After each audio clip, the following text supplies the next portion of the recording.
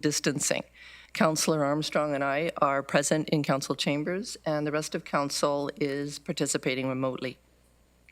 In an attempt to speed things up, we've assigned a mover and a seconder for all recommendations contained within the agenda package. I'll read these out at the appropriate time, and then I will state the results of the vote. And now we're going to do the roll call. Good morning, everyone. Morning. Chair Clark. Present. Councillor Jowett. Present. Councillor Armstrong. Here. Councillor Erb. Here. Councillor Foxton. Present. Councillor Galloway. Present. Councillor Harris. Present. Councillor Jaworski. Here. Councillor Kiefer. Here. Councillor Lawrence. Here. Councillor McGarry. We'll come back to that. Councillor Nowak. Here. Councillor Shantz. Here. Councillor Strickland. Here. Councillor Verbanovic. Regional Chair Redmond. Here. Catherine McGarry. Councillor McGarry. Here. And Councillor Verbanovic. All right. We will note him as being absent at the start of the meeting. Thank you. All right, now I'm going to ask for any declarations of pecuniary interest under the Municipal Conflict of Interest Act.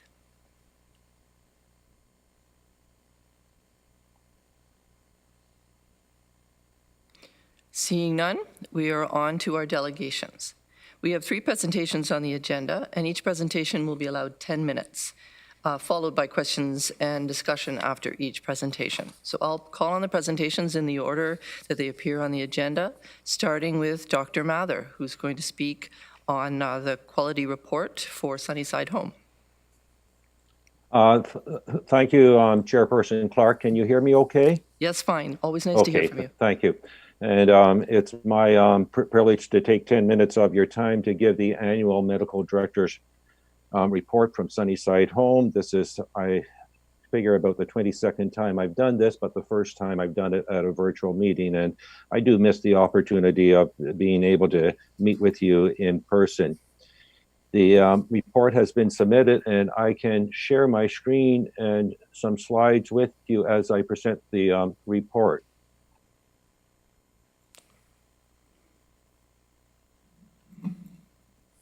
So I had it in my calendar to have a written report ready for Douglas and Connie on March 18th. And like a lot of people, I was out of the country for a couple of weeks before that time. And by the time the due date came, the COVID-19 pandemic had completely taken over our work at Sunnyside Home and in healthcare in general. So in keeping with the format of the report, I'm essentially going to make one recommendation, and that is that Sunnyside Home continues to keep residents, staff, visitors, and families safe from the COVID-19 virus. I will also share information on the policies, strategies for COVID-19 prevention. I will give you what I would normally give in this report, an update on quality assurance and our quality indicators. And finally, one of the effects of the pandemic has been virtual care and where we're at Sunnyside Home and in long-term care in general with virtual care. So the pandemic was announced by the World Health Organization on March 11th, and we had provincial lockdowns beginning on March 17th. And at that time, there were no cases of COVID-19 in long-term care in Ontario. There were initial reports of an outbreak at the Lynn Valley Long-Term Care in North Vancouver. And then by the end of March, we had our first cases, and we had a real wave of incendiary outbreaks in long-term care homes, especially in the months of April and May. And I think what's particularly noteworthy was the disproportionate way in which the virus affected long-term care homes. At Sunnyside Home, we were very fortunate, and I give a lot of credit to our facility design, our infectious control coordinator, and the preparedness of the staff. We have had one resident in June test positive for the COVID-19 virus. This may have indeed be a false positive result. The resident was asymptomatic. The test was done because the roommate had some respiratory symptoms. We could put that resident in isolation for 2 weeks, and there were no other staff or residents affected at that time.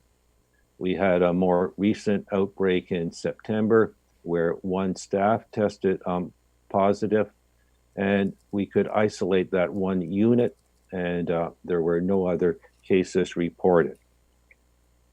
This picture here is from around Easter time when the lockdown was on and there were no visitors into long-term care. And this was an important aspect of the pandemic, and especially the excess deaths that were reported in long-term care in general, because there was a morbidity and a mortality unrelated to the virus itself. Lockdowns created a lot of social isolation, and this had a health impact on the frail elderly. At Sunnyside Home, we were fortunate because we could have lots of window visits, which is shown here, and we made full use of that. Window visits were far more helpful than virtual visits through FaceTime, Skype, and other means. So I can't really talk about the pandemic and COVID-19 in Sunnyside without looking at the larger picture in the community, in the province, in the country, and indeed the fact that it is a global pandemic that has affected the frail elderly in long-term care throughout the entire world. I think Ontario is particularly hard hit, and there are reasons to highlight, and shows why we were relatively fortunate at Sunnyside Home. This paper was published in the Canadian Medical Association Journal at the end of September, and it looked at the fact that Ontario, on a per rate basis, had 4 times the deaths in long-term care as the homes in British Columbia did. And the differences were identified as being among these factors of being better prepared. Better coordination between long-term care, public health, and the hospitals, greater funding of long-term care, more care hours per resident, fewer shared rooms, and I'll comment on that further, more non-for-profit ownership, I'll comment on that further too, and more comprehensive inspections. And this shows here in this table here the fact that the resident mortality rate in Ontario at that time, which was about till the end of May, was about 4 times higher. This was a study and research project that I participated in. I've been the president of the Ontario Long-Term Care Clinicians, and we did this study with colleagues, Dr. Henry Sue at McMaster and Dr. Loren Christoph of Trillium Health. And this was a survey we sent out to our clinicians. We sent out nearly 300 surveys, and it was an electronic survey that took about 20 to 30 minutes, and we had over 50% response, which is quite good for surveys like that. And surveying medical directors, attending physicians, nurse practitioners in long-term care, we identified what the top 5 outbreak prevention measures in long-term care were: instituting isolation protocols for respiratory conditions, active screening of all new admissions to long-term care, increasing staff education about infection prevention and control, active coordination with public health officials, and encouraging 6 staff members to take time off work. We were fortunate in Sunnyside home that we entirely closed our convalescent care program. This was a provincial direction. The convalescent care program is on our Greenfield unit. It's 25 beds in 2 different hallways, and we could 2 isolation units there. And we were prepared for any residents who did develop COVID-19. As I said, we just had 1 positive test. Now this is where we can isolate all new admissions for the mandatory 14 days of isolation with a dedicated staff and very little communication between the isolation area and the rest of the facility. Hallway medicine has a broader definition now that it includes all the isolation units, including gowns, masks, hand sanitizer. This is a study that came from Ontario, looking at all the Ontario data by Dr. Nathan Stahl. In Toronto, it's gotten a lot of attention. The study is maybe a little bit mistitled in that it looks mainly at profit and not-for-profit homes. But there are some interesting tables, and I'll look at this one scattergram in particular, which shows the deaths in long-term care in the Ontario facilities. And it does show in that center there a higher incidence in the for-profit homes. Dr. Stahl spoke at our conference last month, and he did mine down on this data a bit more, and it's been published elsewhere. A real relationship there is not so much the ownership status of the home, but rather the number of 4-bed, C-bed facility homes that these operators have. But I would draw your attention to the dots and triangles on the right-hand side, which shows municipal homes. Says that Sunnyside's not on there, of course, because we had no deaths there. Another scattergram, which has much the same distribution, shows all the cases, but it's rather noisy. But municipal homes fare quite well. And I think this is worth noting. And when I think of this, I think that at a municipally operated home, such as Sunnyside home, we do have that extra oversight and accountability, which is where all of you and myself are part of in a presentation such as this. Just briefly talking about performance indicators or quality indicators, which I usually have as part of my report each year. These are the quality indicators that are reported in the different websites such as CIHI, Canadian Institute of Health Information, and Health Quality Ontario, which is now the Quality Division of Ontario Health. And it shows where we need to give special attention to the care of our residents. And I will speak on 2 of those. And one is pressure ulcers, where we saw that in the quarters throughout 2019, we did see increased incidence of those deep pressure ulcers. And this led to active measures in order to train frontline staff on the treatment of them, better monitoring of ulcers, which includes taking images of the ulcer to keep a good track of the progress of it. Also, those images are very helpful when we're providing more virtual care at this time, and how we've been able to change our rate. And the education in this is ongoing. And this addresses the importance of preventing ulcers from, or bed sores from developing in the first incidence.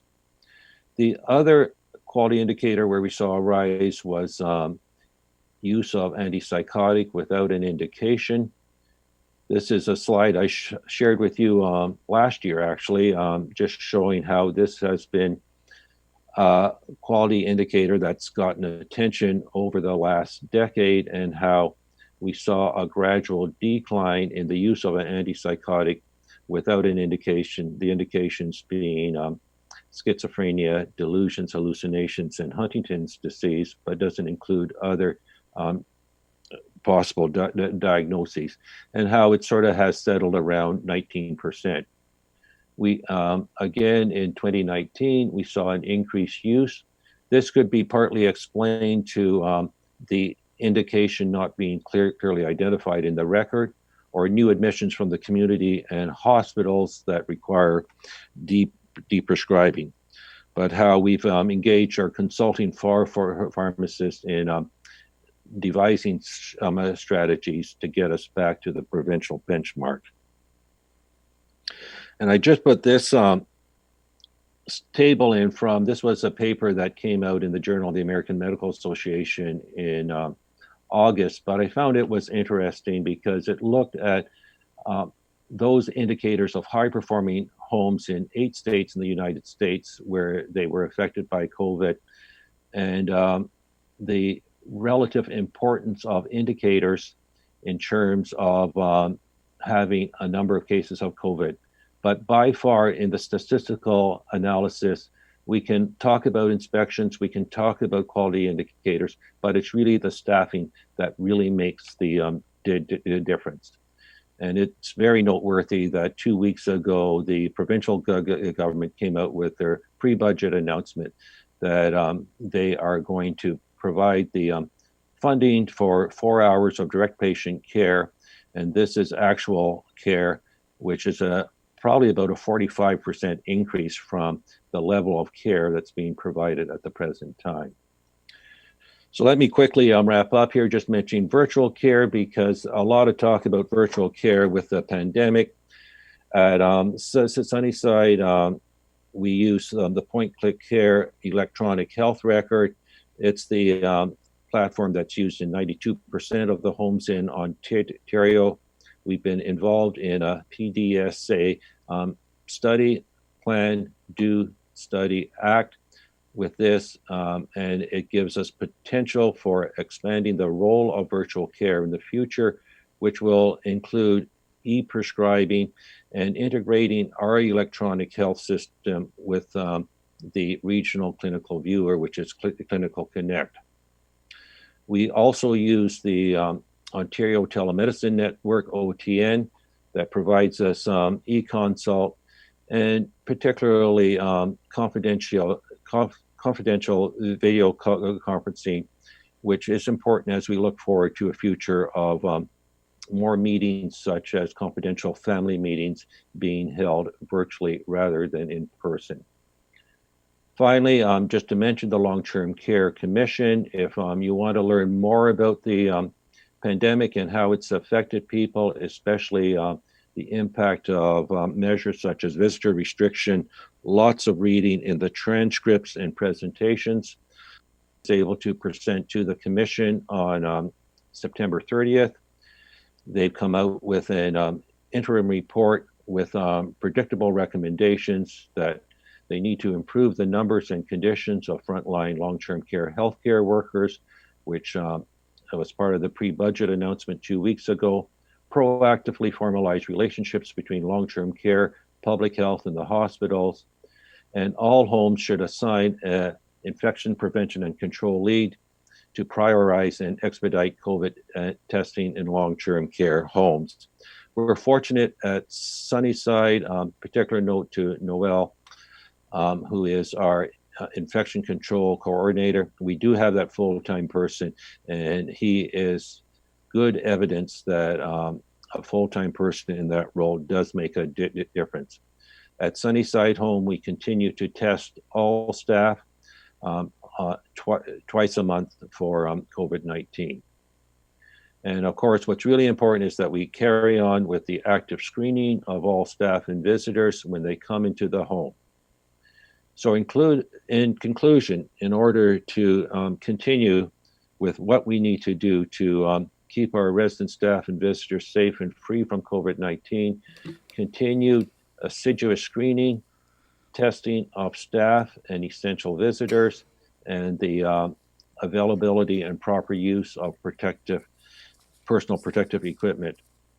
And in the future, we're going to continue to be prepared for future pandemics and continued waves of COVID-19, ongoing education in infection prevention and control, and collaboration with our partners, which includes public health and the hospitals. Thank you. Thank you, Dr. Mather. There are a couple of questions, starting with Councillor Galloway.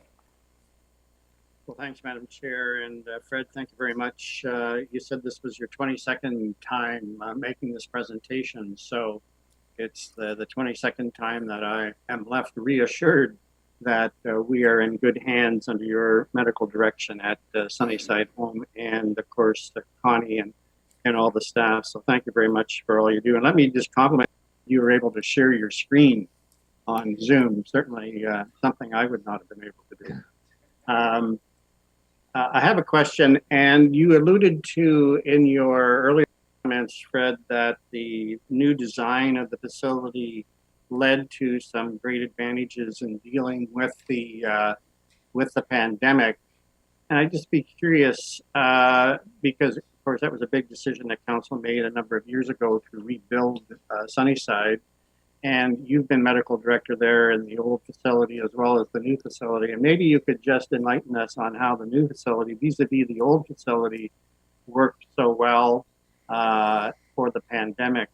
I watched with interest the dashboard, the public health dashboard every day to see what number of cases between staff and residents we were having at Sunnyside. And as you've indicated, we had a very low incidence compared to some other unfortunate situations in our community.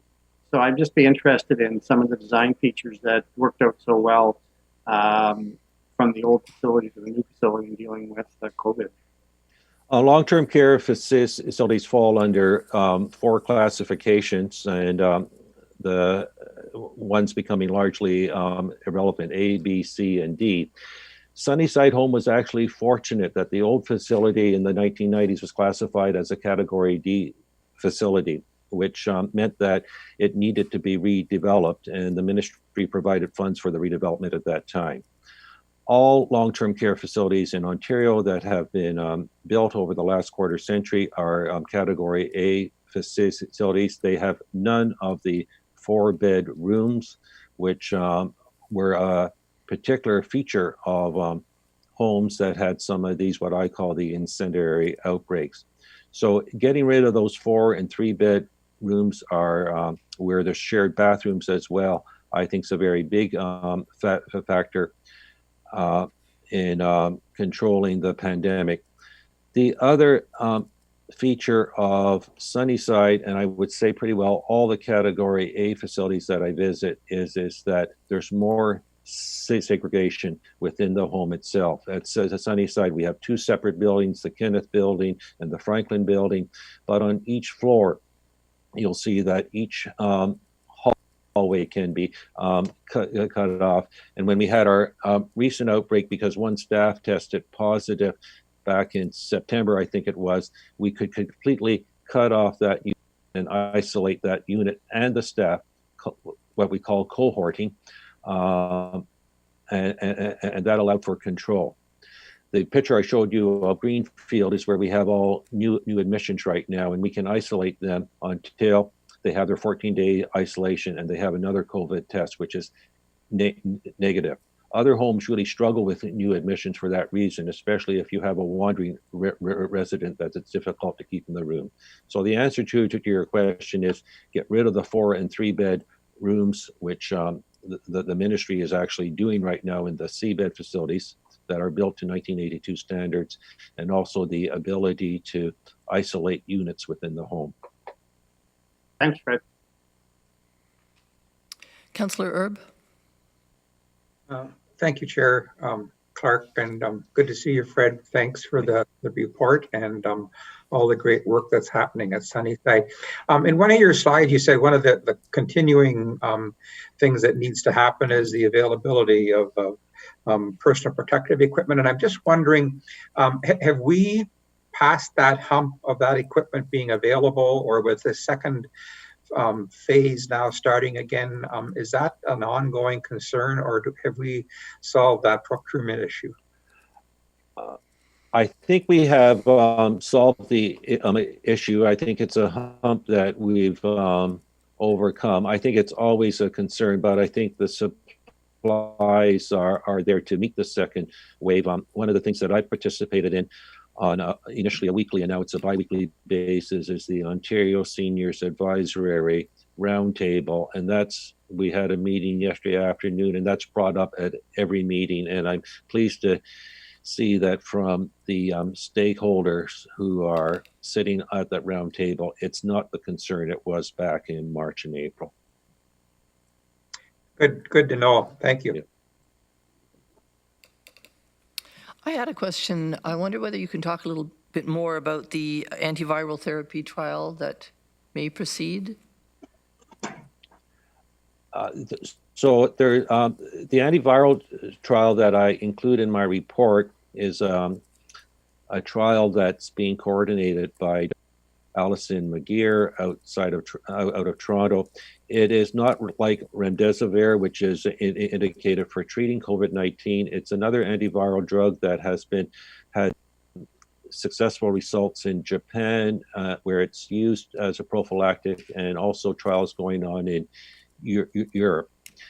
And it doesn't treat COVID-19, but when you have an outbreak, it can be used prophylactically in the same way we use Tamiflu now when we have an influenza outbreak in the home. And I hope we don't need to use it, but if we have more than 2 residents affected with COVID, it would be a very positive step to enroll our residents in the trial so they're that much more protected from getting the virus. And was Sunnyside selected for the trial? Did we apply, or is this something that's happening elsewhere? You apply on a volunteer basis if you meet the criteria, and the criteria, I believe, is to have 2 or more residents testing positive for COVID-19. That's interesting. Thank you. I see no other questions, so thank you again for coming, and we look forward to number 23. Okay, thank you. Right. Goodbye now. Goodbye. Our next presentation is Peter Ringrose, Council Member of the Waterloo Region Crime Prevention Council, here to speak about the culture of the Waterloo Region Crime Prevention Council. And, hi, Peter. And you have Good morning. Can you hear me? Yes, we can. Good. Well, good morning, Madam Chair, Chair Redmond, and regional councillors. My name is Peter Ringrose, and I've been a member of the Crime Prevention Council for many years now. Thank you for the opportunity to make a short presentation to you this morning on behalf of the Crime Prevention Council. I'm going to do this using a short PowerPoint presentation, which includes a 1-minute video. The purpose of the presentation today is intended to provide you with a brief overview of the council, some of its key learnings, and to share with you some thoughts about our future directions. So I will share my screen.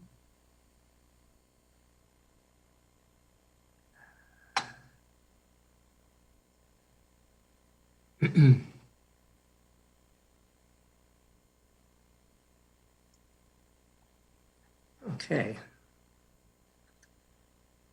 Briefly, by way of background, the mandate given to the Crime Prevention Council by the region in 1993 has been to increase community safety by preventing and reducing crime, victimization, and fear of crime. Regional Council identified at the time that community safety was part of its mandate under its direction of quality of life for all. the Crime Prevention Council was not intended to be a service provider, but rather to be a mobilizer or catalyst, helping identify the drivers behind issues and then helping bring community attention to those drivers and facilitating solutions. Some of the key factors which have been central to the success of the Crime Prevention Council have been the following. By establishing the Crime Prevention Council in the first place, the region made crime prevention part of the public agenda. The fact that the Crime Prevention Council has been core funded by the region of Waterloo has given it continuity. The fact that crime prevention has been community-led by an arm's length council of up to 40 members, drawn from a wide variety of local backgrounds, has been a success factor too. That because of its grassroots nature, substantial volunteer resources have been contributed by the community. Another factor has been that the Crime Prevention Council has evolved a lasting culture of collaboration, partnership, trust, and mutual respect for all participants. From the beginning, the Crime Prevention Council adopted an approach that focuses on the root causes of crime, family, community, and societal conditions, as opposed to focusing after the fact on responses to crime itself, such as punishment and sentencing. Root causes spawn risk factors, and risk factors increase the likelihood of crime and other social concerns arising. Now, we're familiar with quite a number of those risk factors, and they are things like exposure to child neglect and abuse, not completing at least high school education, which can lead to limited employability and potential for long-term low income. Excuse me, Peter, I don't like to interrupt, but your slides are not advancing, and I think you probably wish that they were. I apologize. Okay. I seem to be, at my end, I'm on the right slide for where I'm at. Is your bottom item others?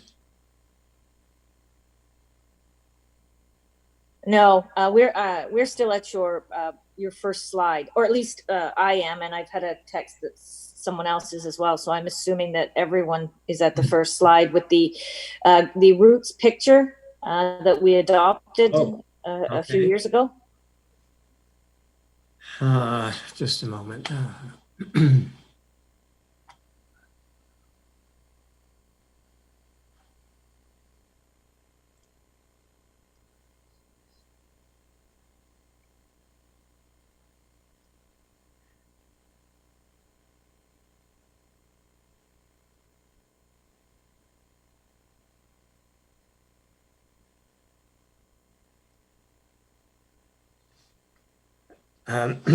I at a loss to know how to change that. Maybe I'll just continue and do the best I can without the slides advancing. Other risk factors include systemic racism and marginalization, family violence, mental health challenges, and there are others besides. Exposure to risk factors increases the likelihood that an individual may become involved in crime and may encounter a number of other social difficulties. What the Crime Prevention Council does is to advance ideas and actions that aim to alleviate root causes of crime and improve social well-being. The ultimate goal is to prevent crime, victimization, and other forms of social distress from occurring in the first place by building a community that supports the well-being of everyone. For those of you who are familiar with the term social determinants of health that's commonly used, the concepts of root causes and risk factors are very similar to the concepts of the social determinants of health. Some of the key learnings that we have achieved during the time that the council has existed have been that when we address the root causes of crime, we also address the root causes driving many other social concerns. That without preventative actions, these social concerns require downstream interventions of multiple remedial programs and services. Yet at the same time, the creation of more of the same social concerns continues unchecked because we're not dealing effectively with the root causes. We've learned that research shows that the cost savings of prevention can be significant over the long term. A well-known figure is from the Perry Preschool research from many years ago that demonstrated that $1 spent upstream saves $7 downstream. We have learned that responses to crime and other social concerns require a coordinated team effort of interventions on a continuum from enforcement through remediation to prevention. Most resources today, however, are devoted to enforcement and remediation services with very little to prevention. To be clear, we need our current services that perform enforcement and remediation, but we need to do a lot more at the prevention end. If we did that, in time, our enforcement and remediation efforts would not need to be as great. Looking to the future, broadly based upstream preventative approaches directed at known root causes have great potential to reduce a range of downstream social concerns. Mobilization of upstream initiatives will require building knowledge and understanding in the community, having a collaborative network of stakeholders working together, advocating for resources and possible policy and legislative changes. In the longer-term future, adopting upstream approaches should not be limited to Waterloo Region alone, but should be policy for all communities alike. The community safety and well-being plans that have been mandated by the province of Ontario are a start in this direction of making this a province-wide approach. There's a strong case for advocating for adoption of upstream approaches on a provincial and national scale. Now, building on the Crime Prevention Council's knowledge and learnings over many years and its extensive network of engaged supporters at all levels in the community, the Waterloo Region Crime Prevention Council is developing a proposal to increase its focus on mobilizing the development of upstream prevention approaches. We are envisioning this development on both a regional and, in due course, broader scale, in the belief that working upstream is the most productive way forward towards achieving a community that strengthens the well-being of everyone and consequently reduces the incidence of downstream social concerns. This proposal may recommend changes to the future organization and governance of the Waterloo Region Crime Prevention Council. And we look forward to presenting a proposal that we're working on currently for an increased focus on upstream prevention to Regional Council for consideration in the early part of 2021. Now we have a short video. Focusing on individuals and their families. When we ignore the many factors that shape people's attitudes, choices, and actions, we limit our ability to prevent harm from happening in the first place. A broad understanding of why crime happens brings prevention into focus.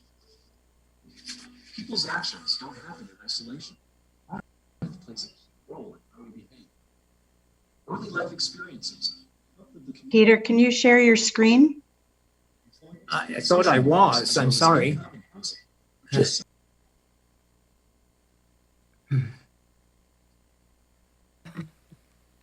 We're working on it at this end. We'll just be a moment.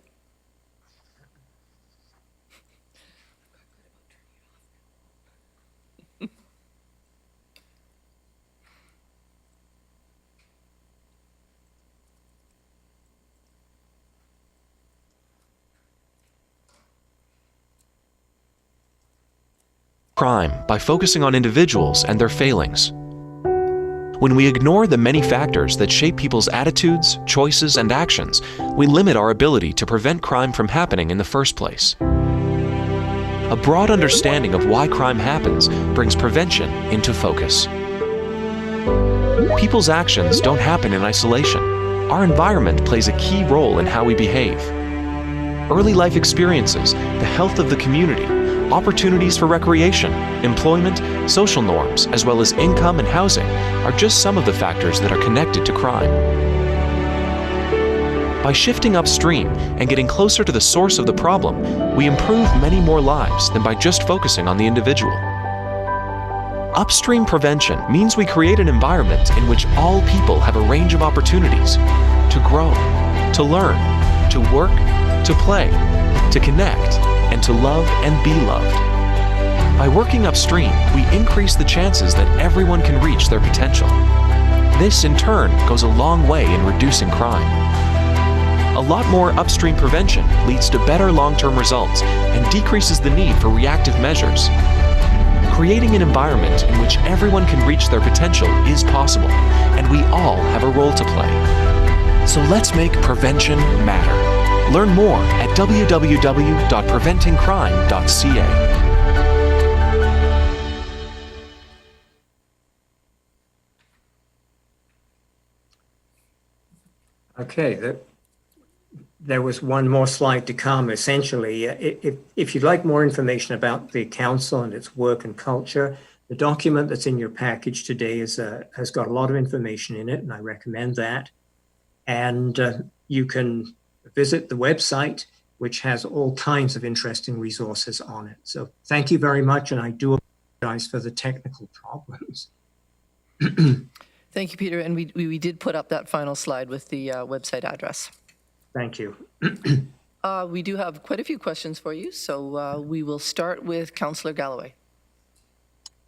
Thank you, Madam Chair, and thanks, Peter, for putting the time and effort into this presentation today. I think it's very worthwhile for Council to be reminded of the great work of the Crime Prevention Council, but particularly in this occasion, what the future may hold. And so, I mean, there's lots of things to be proud of. The integrated drug strategy, of course, which has been spun off and probably is the reason why we have a safe consumption site in our community currently. But looking to the future, you did allude briefly to an effort that's underway right now to look at a somewhat different model to provide crime prevention council services, crime prevention through social development, dealing with the root causes of crime, but with a possible restorative justice lens. And I don't want you necessarily to go deeper into that. I'm sure council will be briefed on that in due course. But I'm just wondering if you have a kind of a time frame that you are working on, or the council is working on, for that particular initiative, and when regional council can look forward to seeing the model more specifically, and an opportunity to weigh in on that direction. Thank you, Chair, Councillor Galloway. Our thinking at present is that this report and recommendation should be ready in probably the April-May timeframe. Okay, great, thanks. I see Deb Bergey's turned her camera on. Did you want to say something, Deb? Nope, Peter covered it. I did say that I'd also be prepared to speak about that, but yeah, we're hoping for April or May timeframe to have that. Thanks very much. Councillor Kiefer? Thank you, Madam Chair. Good morning, Peter, and good to see you again. Morning, Carl. I miss you on the police. I miss you on the police services board. Anyways, Peter, thanks for the presentation. It was very informative, and similar to along the lines of Councillor Galloway. I guess my question is to you, from your perspective, are we, from a regional aspect, heading in the right direction with this thing? That's my question. I think we are, but I think it's a good time to sort of do a rethink now and say, well, so where do we need to go in the future? And there seems to be such a clear case for attacking the root causes in a more upstream manner that we need to shift our focus more in that direction. So I think we are on the right track, but it's a good time to sort of sharpen the focus and do a bit of rethinking and some reprioritizing. Thank you, Peter. I appreciate that. Councillor McGarry? Thank you, and thank you, Peter, for the presentation. No surprise to me, because I am one of 2 Waterloo Region reps on the Crime Prevention Council during this term. One of the things that I've been interested in when we're looking at upstream, and it seems that a lot of the presentation that you made this morning is really focusing on the benefits of doing things now that will help in the long run. And one of those things that I'm most concerned about from my community's perspective is our youth. And how do we get to a point today that we prevent some of our youth from engaging in risky behavior, maybe getting into the wrong crowd, as some parents tell me. There's many that are concerned that our kids may be involved in all kinds of things in the future. One of the things that I know that Crime Prevention Council was looking at one time was the Iceland model, or some kind of program that really does assist with better outcomes in reducing the substance use of our youth. So my question to you is, Peter, with some of the work that you're doing now, are these the kinds of programs that Crime Prevention Council is still championing, and will there be resources for municipalities that really want to dig in and do what they can to do some upstream prevention, especially for our youth? Yes, it's a really good question. Certainly the Iceland model, I think, offers some very promising directions for us. And very briefly, Iceland had, as you know, a serious drug and alcohol problem with its young people, one of the highest rates in Europe. But by focusing on getting their youth engaged in worthwhile activities and not having so much free time to get into, as it were, that it made a significant difference in lowering the rates of alcohol and drug involvement over a matter of 14, 15 years. I think that an approach of youth engagement and children younger than youth in worthwhile, meaningful activities of one form or another does change the picture considerably. And it reduces the likelihood of kids drifting into trouble when they don't have that level of meaningful involvement. So I think there's a great deal of promise in this. Certainly, it is a priority for us. We continue to work on this one. Whether there will be funding for municipalities to participate in these kind of directions, I don't know. That's not a question that I can answer, but I certainly hope so. Thank you. And I know that that's very important to my municipality in particular right now. And just want to again commend the work and the collaboration that I see through the partnerships in Crime Prevention Council over these decades. Thank you. Thanks, Madam Chair. I have a question as well. One of the things that our council has been hearing about, quite rightly, over the last few months anyway, is about the need to have more diverse voices and more diverse leadership informing our decisions. And I'm wondering if you can tell us what what the council has done or maybe will be doing in the future to get that sort of diversity on your leadership? It's certainly a priority of the council to increase the diversity of council, and as we look for new members to fill seats, and certainly think about what the constitution of the council might look like in the future, to place an emphasis on increasing the representation of the true profile of the community at the council table as best we possibly can. So yes, it is a priority for us. And just a technical question, because I don't know, is your membership by appointment or by application? How is your membership chosen? The membership is chosen through, firstly, the searching of a nominating committee, and then the vote of the council on the next year's council. Council sits for a year at a time, and there's an election every February, I believe it is, for the next year's council. Thank you. Very interesting. I see no other questions, so thanks for appearing, and I guess we'll see you soon. Thank you very much. Our next presentation is Matthew Day, Community Energy Program Manager for the Waterloo Region Community Energy, speaking about preparing for our energy future, the 2020 Progress Report. And is Matthew with us? I don't see him on our screen. Oh, I'm here. His screen is here, even if we don't see him. Hi, Matthew, welcome. And you have 10 minutes for your presentation. Oh, now we see you. All right, perfect. Do we have Rod Regier here? I think he was going to say a few words to start. And hello.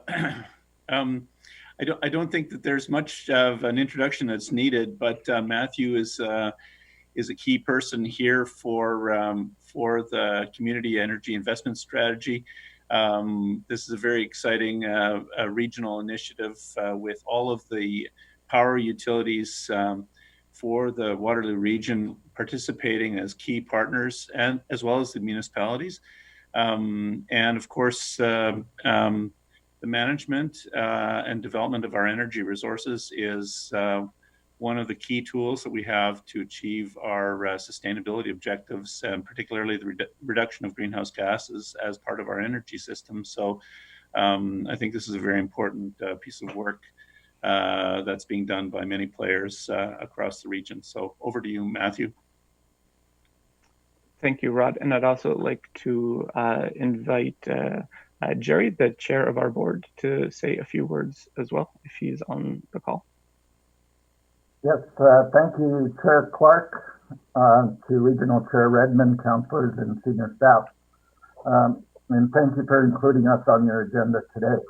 I am pleased to be with you this morning as Chair of the Waterloo Region Community Energy Governance Committee, along with Matthew Day, who will provide the update on our activities over this past year. As the Waterloo Region Community Energy is a collaboration of 9 partnership organizations, as Rod mentioned, which includes the region, the cities of Kitchener and Waterloo, the 3 electricity distribution companies, Kitchener Gas, and Enbridge. We have come a long ways over the last 2 years since the Community Energy Investment Strategy for Waterloo Region was approved in 2018. We have established a governance committee of all the partnership organizations and hired Matthew Day in a full-time position to lead and coordinate our efforts. We meet on a regular basis like any board would meet and have approved budgets and business objectives for the year. Our business objectives for 2020 are focused on 4 key areas: sustainable buildings, local energy generation and security, capacity building, and energy literacy. Matthew will speak more on some of these initiatives and opportunities. We have developed a brand, Waterloo Region Community Energy, and a strategic communication plan to communicate our brand. Just last week, Matthew was invited as a guest of the IESO, or Independent Electricity System Operator, on a podcast with Terry Young, the acting CEO, entitled Community Energy, communities taking charge of energy solutions. I would like you to know that we are receiving amazing support and collaboration from each of the participant organizations. And it is only through this collaboration that we can achieve the outcomes that we have identified in the Community Energy Investment Strategy. Waterloo Region Community Energy is well positioned to identify targeted energy investments and the supports necessary to implement local solutions that make sense for the communities in Waterloo Region. Thank you, and I will now turn it over to Matthew to provide his update. Thank you very much, Jerry, and thank you, Rod, for the leadership and vision you bring to our governance committee. And also, I'd like to take just a second to thank the staff at the Region of Waterloo, and in particular, Kate Daly and Kate Hagerman. They are two of the smartest and most focused colleagues I've worked with in the recent past. So the degree to which we have any success here at WR Community Energy, they deserve a huge chunk of credit. And thank you also to Regional Council for having us here today. I know there are a great number of pressing issues, so thank you for your patience and thinking about the future with us. And also anecdotally, a few months ago, you had my former boss, Tova, presenting to this council, and you were asking her really terrific questions. So I know that you're very engaged and informed on this issue. And just a caveat on that, when I worked at Sustainable Waterloo Region, I was more in the on the technical side. Many of you commented on how charismatic and energetic Tova is. I'm not that energetic and charismatic, but if you're patient with me, I promise I will try not to put you to sleep. So I'm here today to talk about community energy and why it's essential to addressing our climate change and growing economy goals. So as cities evolve, energy systems have always evolved alongside. So locally in Waterloo Region, as we've transitioned from an agricultural to an industrial to a modern economy, our cutting edge innovations have transitioned from water wheels to steam engines to gas and electricity grids. And we've been focusing on affordable, safe, reliable energy, and it has gotten us to where we are today. Our energy grid should be considered a marvel of the modern economy. And I think all of us have taken it for granted. But once again, our economy is on the move, and so are our energy innovations. Except this time, we're not interested in what we call prime movers, such as water, coal, electricity, or gas. But instead, our future is calling us to use our innovations to be clean, efficient, and equitable. And this means powering our economy using new technologies in new places and new ways. So in short, the question we're really asking ourselves is, how does energy and the economy work together to build the future that we want? And that's where the Community Energy Investment Strategy comes in. It's a 25-year plan passed unanimously by councils in 2018 that asks us to ambitiously use the resources we have available to us in Waterloo Region. And not only do we want to be ambitious, but we have to be in order to meet our climate change targets, grow our economy, and sustaining our quality of life. So as Jerry said earlier, to meet these goals, we have to be proactive in using our many technology, policy, and financial tools available to us. And it's all grounded in collaboration and partnerships. WR Community Energy brings together all of our utilities, urban municipalities, and the Region of Waterloo in what's proving to be a strong partnership. Considering we own 4 of our 5 utilities, have many excellent not-for-profits, universities, colleges, businesses, we are better positioned than most in Waterloo Region to make these strategic choices. And this is why our community energy approach is not housed within municipalities and planning departments like it is almost everywhere else in Canada.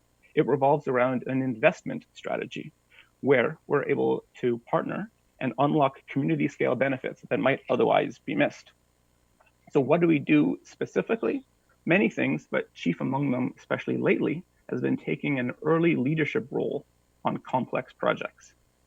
As we keep an eye towards climate change and economic solutions, this broad perspective is helping us stack benefits that might otherwise be missed. So for example, we led the pre-feasibility study of a district energy opportunity at King and Victoria in Kitchener.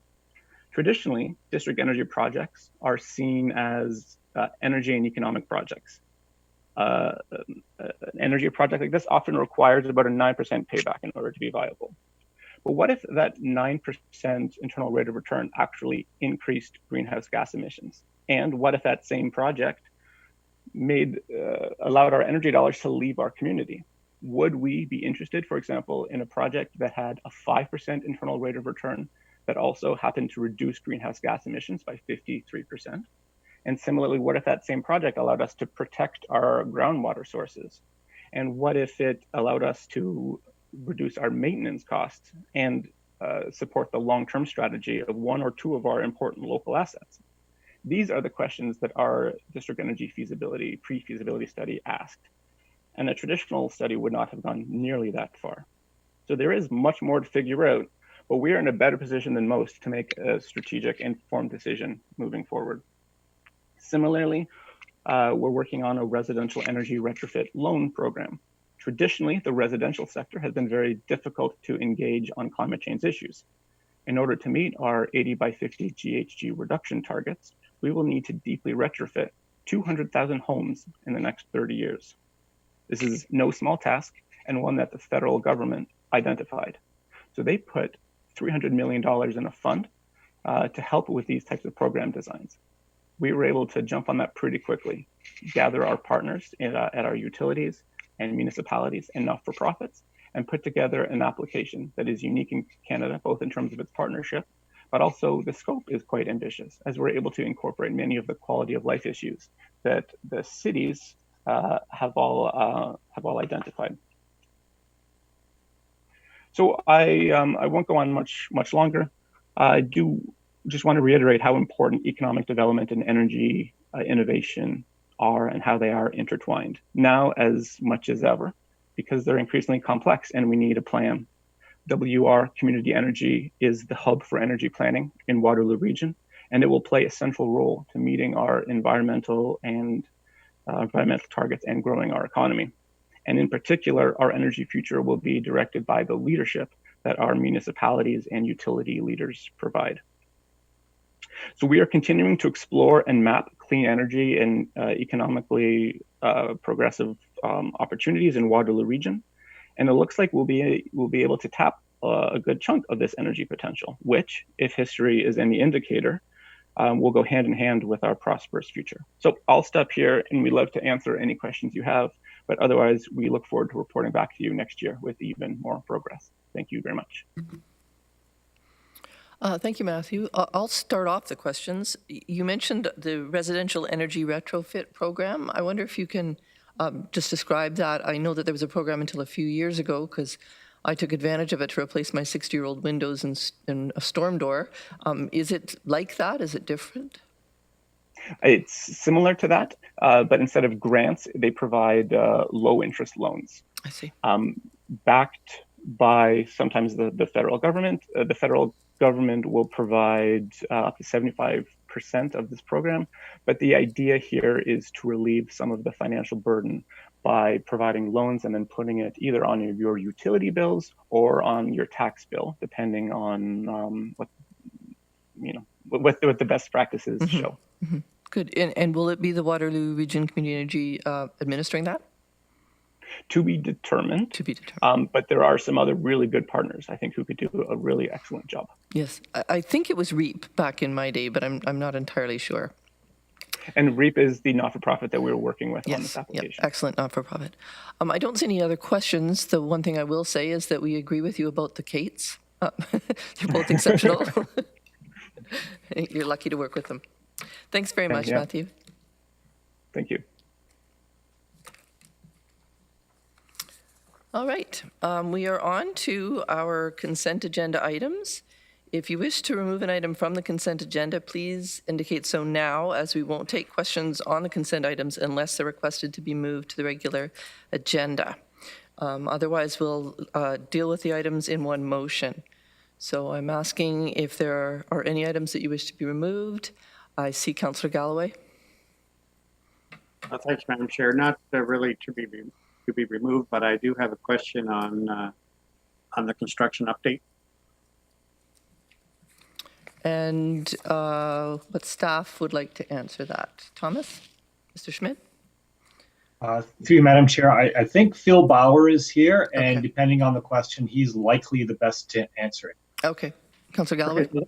Yeah, so the question is on the Fischer-Hallman project, where we do have the ongoing archaeological work, and we currently still do not have traffic going through.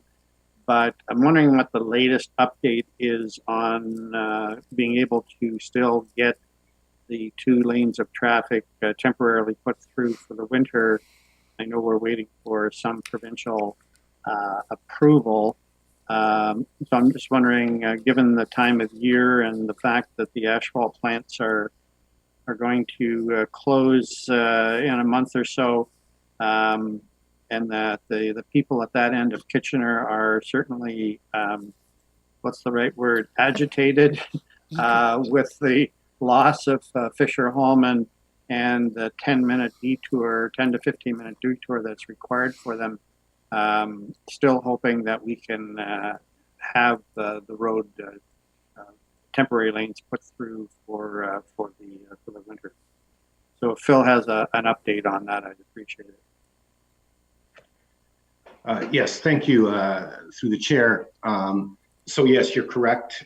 We are waiting, still awaiting provincial approval to construct a temporary 2-lane roadway.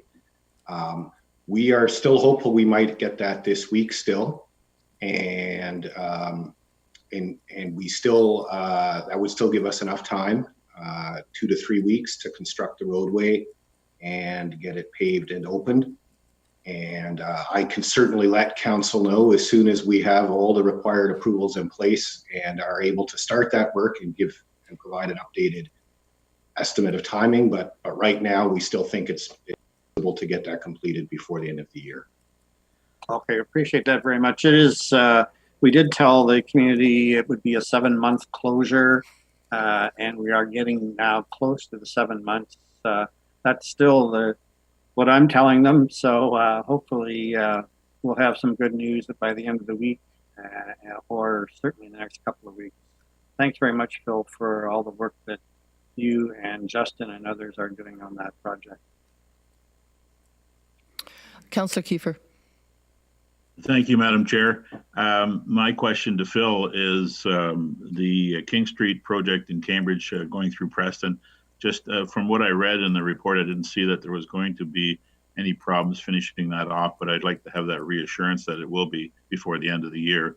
And I did note that the South Boundary Road project won't be completed this year because of construction of a roundabout at the far end. So anyways, Phil, have you got any comments on that? So yes, so we are on track to get the planned work completed on King Street for a winter shutdown, probably in the next 2 to 3 weeks. And then we will be back in the spring to finish up the work on King Street. And yes, the information, I have updated information since this report was published about the South Boundary Road. And as you noted, there is some work remaining to be done at the roundabout at Highway 24 in order to get that connection opened up. We were making our best efforts to get that done before the winter shutdown, but it's evident now that we won't be able to get that completed. So that will have to be done again in the spring when the weather is more suitable. So Phil, did I hear you right about King Street in Cambridge there in Preston, that you would have the 2 lanes open, but you still have some finishing work to do in the spring? Is that how that's going? That's correct. So there is some further work planned for next year. There'll be some landscaping work, there'll be some surface asphalt work, and general cleanup to be done next year. Thanks, Phil. Appreciate the work. Thank you. Councillor Verbanovic. Yes, thank you very much, Chair Clark. Just wanted to follow up on Councillor Galloway's question. And Phil, thanks for all of the efforts that are happening. I'm just wondering, in terms of the province, are we dealing with this at the staff level at the province, and we're happy with the response we're getting, or would it benefit if we quite frankly started making some phone calls to help encourage the process, because it is something that is important to that side of the city, as Councillor Galloway indicated. So we have been dealing at a staff level with it's the Ministry of Heritage, Culture, and Sport, Tourism Industries, and we've been very satisfied with the cooperation and the assistance we've received from them. They have assured us that this is a top priority for them. So we're quite satisfied with their attention to this matter and their commitments to deal with it as quickly as they possibly can. Okay, great. We'll leave it at that, and let's sort of check in at the end of the week and see where we go, because I too am just concerned that the weather's cooperating right now, but I don't think any of us have a crystal ball to know how long that will be the case. Thank you. Councillor McGarry. Thank you very much, and through you, Madam Chair. Phil, I did note with some disappointment the Southern Boundary Road was going to be held up, and I certainly get that. The weather and Mother Nature sometimes doesn't cooperate to get it there. And in passing by that area, note that the lamps are now on the road, and it looks like it's almost ready to go. My question to you would be regarding the heavy truck traffic that we were looking at trying to get up through the Southern Boundary Road, through McQueen-Shaver Boulevard and out of the downtown core of the Galt area.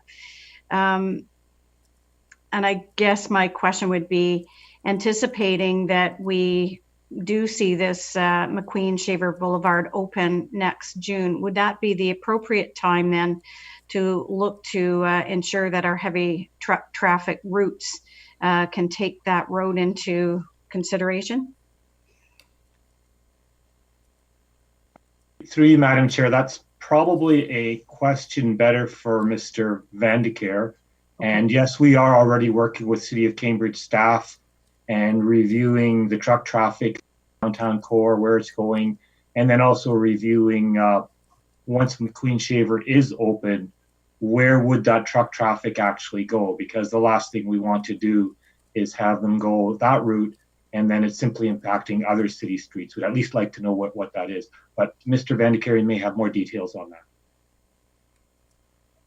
Through you, Madam Chair, Thomas Schmidt summed that up fairly well. We'll be doing an origin destination study as soon as the road is open, or at least shortly after it's open, and once traffic patterns adjust to using the new road, so that we can see how much truck traffic is actually diverted to the new road. We're hopeful that many of those trucks will, but without the data, it's hard to make those decisions right away. But we're certainly working with Cambridge staff on the study so that we can get the data and then present informed recommendations to council. Okay, thank you. And last question, Madam Chair, if I may, and just I've had a couple of comments from the residents that have McQueen-Shaver Boulevard in their backyards now, and so their question was, will the lamps continue to be on while the road is not open, or will they be turned off over the winter until the road reopens? Madam Chair, I defer that to Mr. Vandekar if he knows. If not, we may have to go and just ask some questions and find out. Okay. Through you, Madam Chair, we can follow up and respond back to Councillor McGarry on that. Thank you. Councillor Erb. Thank you, Chair Clark. My question is related to the construction on Herb Street between Gateview and Herbsville Road, and I realize it's not going to be completed. I'm wondering though, the temporary lane on the north side, will the part that's under construction now on the south side be paved yet this fall for a new temporary lane? Mr. Bauer? He may have the answer. If not, we may have to go back to staff. So the intention is that we will have 2 lanes of traffic open through the winter. I would have to double check exactly which 2 lanes those are going to be, and I could have that information passed along to you. Okay, thank you. I see no other questions. I did have one comment on item 5.2, the Cambridge Shelter Corporation loan agreement and financial update. It's good to hear that the Cambridge Shelter Corporation is progressing well and things seem to have stabilized. I did just want to draw Council's attention to one fact that's in the report that I think deserves to be pulled out, quite aside from their financial state, is the fact that they have managed to house over 50 people since the pandemic began, and actually I think it's significantly over 50 people. Cambridge has been, the Bridges has been very creative in establishing partners with landlords in their community, and the work they've done is really quite remarkable, and I think they deserve congratulations for that. All right, these items were all information items, no decisions. So we'll start a vote to approve the items. Moved by Councillor Armstrong and seconded by Councillor Erb. Please use your yes or no button to vote. Or raise your hand if you're Councillor Armstrong. All in favor, that's approved. We're now on to the regular agenda items. I'll read the report number and ask if there are any questions before calling the vote on the reports with the recommendations. The first report is the Human Resources and Citizen Services report, the Plan and Budget Beyond COVID, the Service Review 2019 implementation. Is there any discussion on this? Yes, starting with Councillor Shantz. Thank you. I had a question presented to me by a constituent about the review of transit. And while we talked about specialized transit, their question was, how are we ensuring that the rest of the transit system is operating effectively and efficiently, since it's not specifically mentioned here? Through you, Madam Chair, I'll give it a cut, and I believe Peter Zink is here as well. But we have been reviewing the transit system and the route, and have been making modifications on those. I think we're running only at about 95% of our normal number of hours, so we have actually reduced the number of hours. We have changed some of the schedules to try and better fit the actual demand. So if we have higher demands, obviously try to maintain the routes in those locations, and other locations where we have less demand, trying to reduce the number of routes there. Our overall goal has been to try and minimize the number of hours that we're putting out, while maximizing the service that we provide, and ensuring that we still have a cohesive and functioning transit system. If you start to knock out specific pieces, the system just doesn't work as a system anymore. So that's been our major goal on the transit side. I don't know, Mr. Zink, if you have anything to add on that. I think through you, Madam Chair, Commissioner Schmidt, I think, has explained it well. We're evaluating it on a regular basis. Our ridership is always being reviewed, whether we're in a COVID situation or before COVID and afterwards. So we're assessing as we go. There'll be further discussion, I guess, through the budget process to answer the question Councillor Shantz had presented. So, but this KPMG study was not focusing on conventional transit. It did focus on specialized transit. So, but there's further review going on right now through the budget process as well. And the results of that will come forward in the coming weeks. Thank you. And if I may, Madam Chair, one other question that was asked was regarding the new facility and the costs associated with that. Could you just speak to the progress on the new facility and just briefly on the need for it?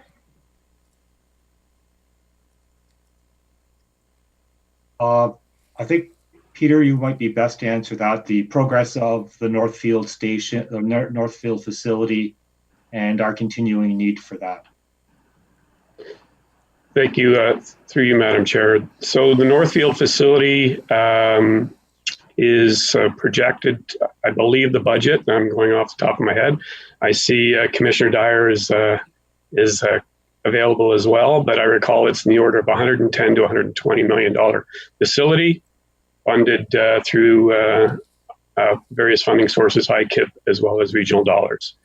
The facility is coming along very well. You'll have seen a number of the photos that are available. You drive by, the ironworks are all up. And it's progressing on schedule. And I believe there's a project update information report planned in the new year to council. If I may add to that, Madam Chair, yes, absolutely. We're planning on an update in the very early part of next year based on progress to the end of the year. But I think the contractor has made excellent progress over the course of this year, continue to be on target to have the facility complete in the early part of 2022. And Mr. Zink's budget numbers were bang on. And just a reminder that 73% of the overall cost of the capital project is funded through the Investing in Canada Infrastructure Program.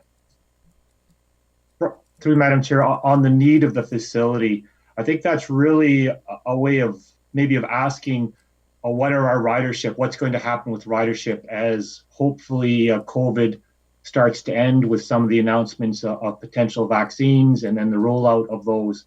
When are we going to get back to normal, and will we still need those facilities? We're giving that a lot of thought. We will present our projections for ridership next year as part of the budget process. They're obviously significantly less than what we would expect in a normal year. But it's going to be difficult for us to project exactly what ridership is going to be once vaccines are in place. What's the impact going to be of people continuing to work from home? How much of the student population is going to come back? Some of those may be seen as negatives. There may also be positives. Someone who had a vehicle because they were working 5 days a week at a job site, now they may only have to they're working from home 4 days of the week, and they're willing to take transit for that one day to get to work and get rid of an extra car. So we may actually see some positive impacts. It's difficult for us to know exactly where that's going to be. We'll continue to monitor it. But right now, we have every reason to expect that we will continue to need that facility to meet the needs of the community into the future. It also has the capability of having articulated buses, so double buses. And while we don't need those right now, I think we fully anticipate once universities are back in force and people are coming back here, that we will need that size of bus to meet service needs. Thank you. That's helpful. Thanks a lot. All right, I see no other questions or discussion on this item, so we will start a vote on the motion. Moved by Councillor Lorenz and seconded by Councillor Strickland. There's two parts to the recommendation, and I'll read them for the benefit of the viewing audience. That with respect to the museum services, facilities management services, multimedia services, and specialized public transit, that staff be directed to prepare the 2021 service plan and operating budget to reflect the proposed budget adjustments set out in this report and refer these adjustments to Budget Committee. And B, that with respect to the closure of the 5 regionally operated childcare centres, that a decision be deferred to a public meeting to be held on November 18th, tomorrow at 6 p.m., and subsequent special council meeting to be held on December 2nd at 6 p.m. Can you use your buttons to vote or raise your hand in council? Not sure how to interpret that, Councillor Armstrong? That's a yes. All in favor? Thank you, that's approved. The next report, the Community Services Recruitment and Orientation video, has been removed. I believe it'll come back to us at a later point. Item 7.2, Expression of interest, EOI 2020, Alternative Housing Pilot Project, Bechtel Street, Cambridge. This is an exciting development. Any questions or discussion? Councillor Erb. Thank you, Councillor Clark. Yeah, this is exciting, and it's great to have this report in front of us for approval today. Given that just over 12 months, or not even 12 months ago, that in May of this year, this concept came to the Housing and Homelessness Steering Committee for consideration. And in that short time, it was circulated for public input, approved as a pilot project. We issued an expression of interest, and now it's here hopefully for approval. And the good news is that we're going to have people living in these 6 units in the spring of 2012, all within 12 months from the concept to the completion. And so hats off to staff for moving this along and making this a reality. I didn't quite know what to expect in costing with modular units, and I was a little bit surprised to see that the costs we always estimate to build an apartment building are around $225,000 per unit. And these are coming in just slightly a little bit less than what it costs to build a multi-use building. And so I think there's some learning that's apparent in this pilot project that's a good taking us forward. Anyway, hopefully that we have the continued support from the senior levels of government and the hard work and the creativity of our staff to create more affordable housing and look at this pilot as a way of informing us of how we move forward. Councillor Erb, I've been having some conversations with a number of modular housing builders, and they have all cautioned me that don't expect it to be cheaper, just expect it to be faster and more energy efficient. I also expected it to be. Yeah, and I think that's one of the lessons that we're learning and being informed with this pilot, and hopefully we can use it in other ways to create faster housing. Thank you. Chair Redmond. Thank you, Chair Clark. I just too wanted to say that modular housing is something that I know Mr. Bartholomew Saunders and Ryan Petitpier and I have been looking at for probably a year and a half. And part of the cost actually is the durability and the fact that they are uniquely designed. I don't know if Mr. Bartholomew Saunders wants to speak to this or Ryan to add some additional information. I just also wanted to underscore, I was interviewed by somebody who said it was 60. So I'm glad I'm sorry it's not 60, it's 6, but I'm glad that it's on the public record as the correct number. Onward and upward. I don't know if Mr. Bartholomew Saunders wants to add to that. Thank you, Madam Chair, through you. I think we've all been a little surprised by the cost of the modular units. Certainly when the regional chair, Mr. Petitpier, and I began investigating them, the initial costs that were explained to us were, as I think back on it now, were the acquisition of the container or the modular piece itself. And those were with the interior finishes, but not the exterior finishes, and certainly not with the servicing underground.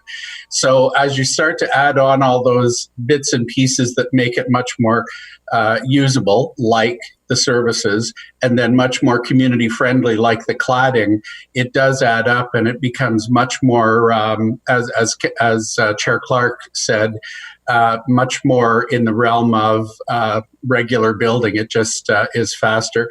Mr. Petitpier is on the call, and I'll open it up to him if he has any further comments.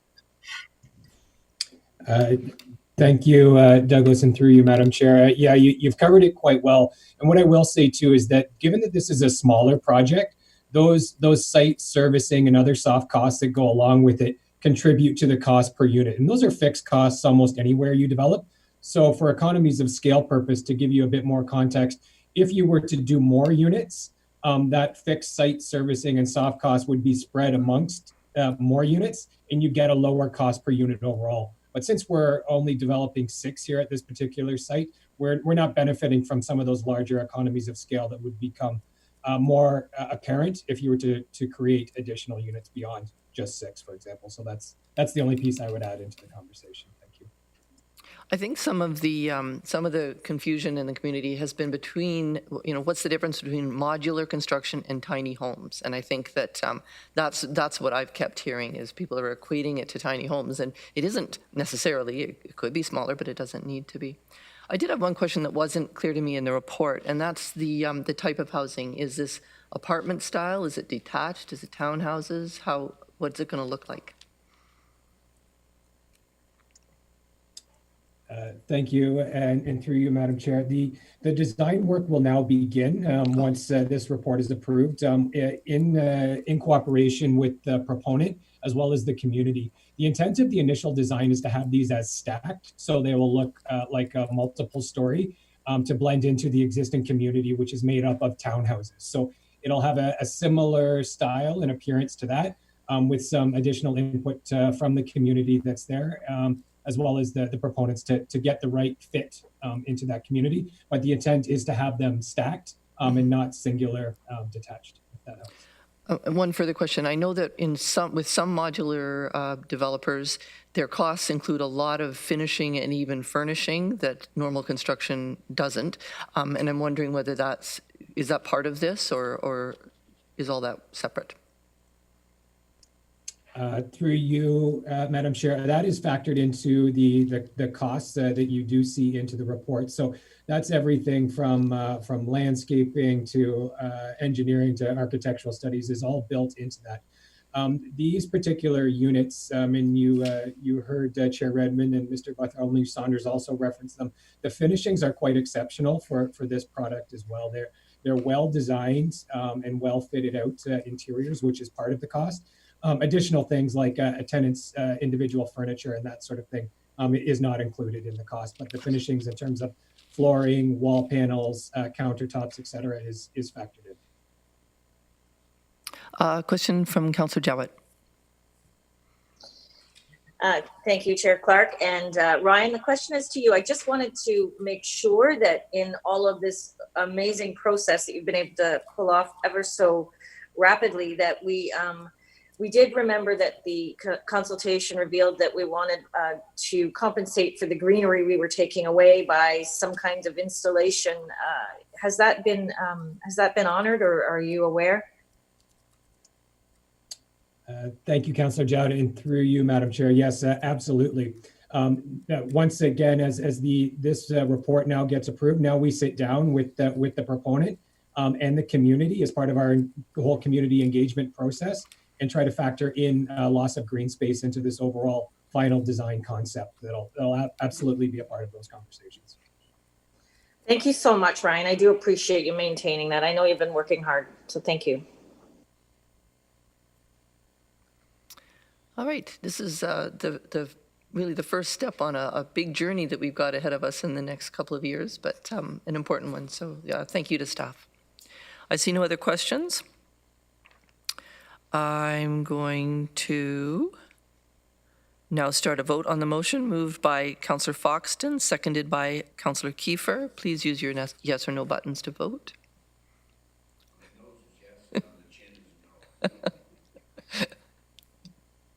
And all are in favor. So that's passed. Thank you very much. All right, our next item is a COVID-19 public health response update, and I'm going to call on Dr. Wong for an introduction. Thank you, Chair Clark. I actually wasn't planning to make any introductory remarks, but the key considerations before you tried to provide highlights about the type of work that we've been doing, not only for COVID response, but also for other essential critical services that need to continue during the pandemic. So hopefully that provides a good idea of some of the key things. It's not all inclusive, but some of the key things we've been working on, and a plan to continue to deliver on in the coming months. And so it's just a regular report that we plan to start bringing forward approximately every quarter. So open to questions. Thank you. And thank you, Dr. Wong. And I know you spoke to us at length yesterday, and we'll do so again tomorrow. So I'm not expecting a lot of questions. And in fact, I see no questions. Sorry. Mr. Lochner would like to speak. Thanks, Chair Clark. Not a question, just to add to Dr. Wong's comments. Wanted Council to be aware of a couple things. From a community perspective, the Pandemic Control Group continues to meet. We will update you at the Board of Health meeting tomorrow. The Pandemic Control Group is a broader community group, and we've asked all of the subgroups of that. So that's the municipal group, the infrastructure group, health group, and so on, to start providing an indication of the actions they'll be taking as we head through red and into perhaps uncharted territory. From an internal staff perspective, we've also done the same thing. We've gone out through our emergency processes to all divisions to have them update their plans that they did for Wave 1 and Wave 2, again, to consider an extra worst case scenario, if you will, if we head through red, to ensure that operations continue and the safety of our staff. So I just want to give Council the assurances that we will continue to operate water, we will continue to operate essential services, paramedics and so on, and staff are doubling down on those efforts just to double check and make sure that we've addressed any unforeseen risks. Thank you. And thanks, Dr. Wong, as always, to you and your staff for your excellent work and your astounding energy. That report is received for information. The next item is initial analysis of local COVID-19 disaggregated data. This is some information that we've been working on since July. And can I call on you to introduce that one? Yes, thank you, Chair Clark. So actually it will be Charlene who will be doing the presentation, but I will start off the presentation with some opening remarks, really just highlighting at the start the key messages that we'd like to share from today's presentation of the initial analysis of our disaggregated data for COVID-19. So if the slide deck could be projected. I think, perfect. Kathy is projecting the slide deck. And if we could go to the next slide. I just have some opening remarks or key messages to pass.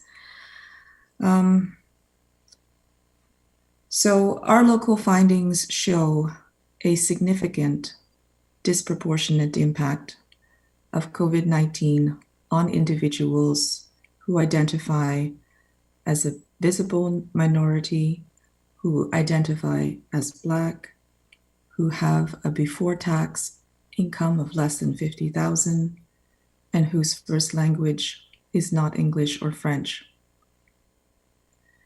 Accumulating and emerging evidence from around the world, nationally and provincially, indicates that social and economic factors differentially influence the risk of contracting COVID-19. Our local findings are in line with what has been seen elsewhere in Ontario, such as in Toronto, Ottawa, and Hamilton. The COVID-19, sorry, if you could go to the next slide, please, Kathy. Thank you.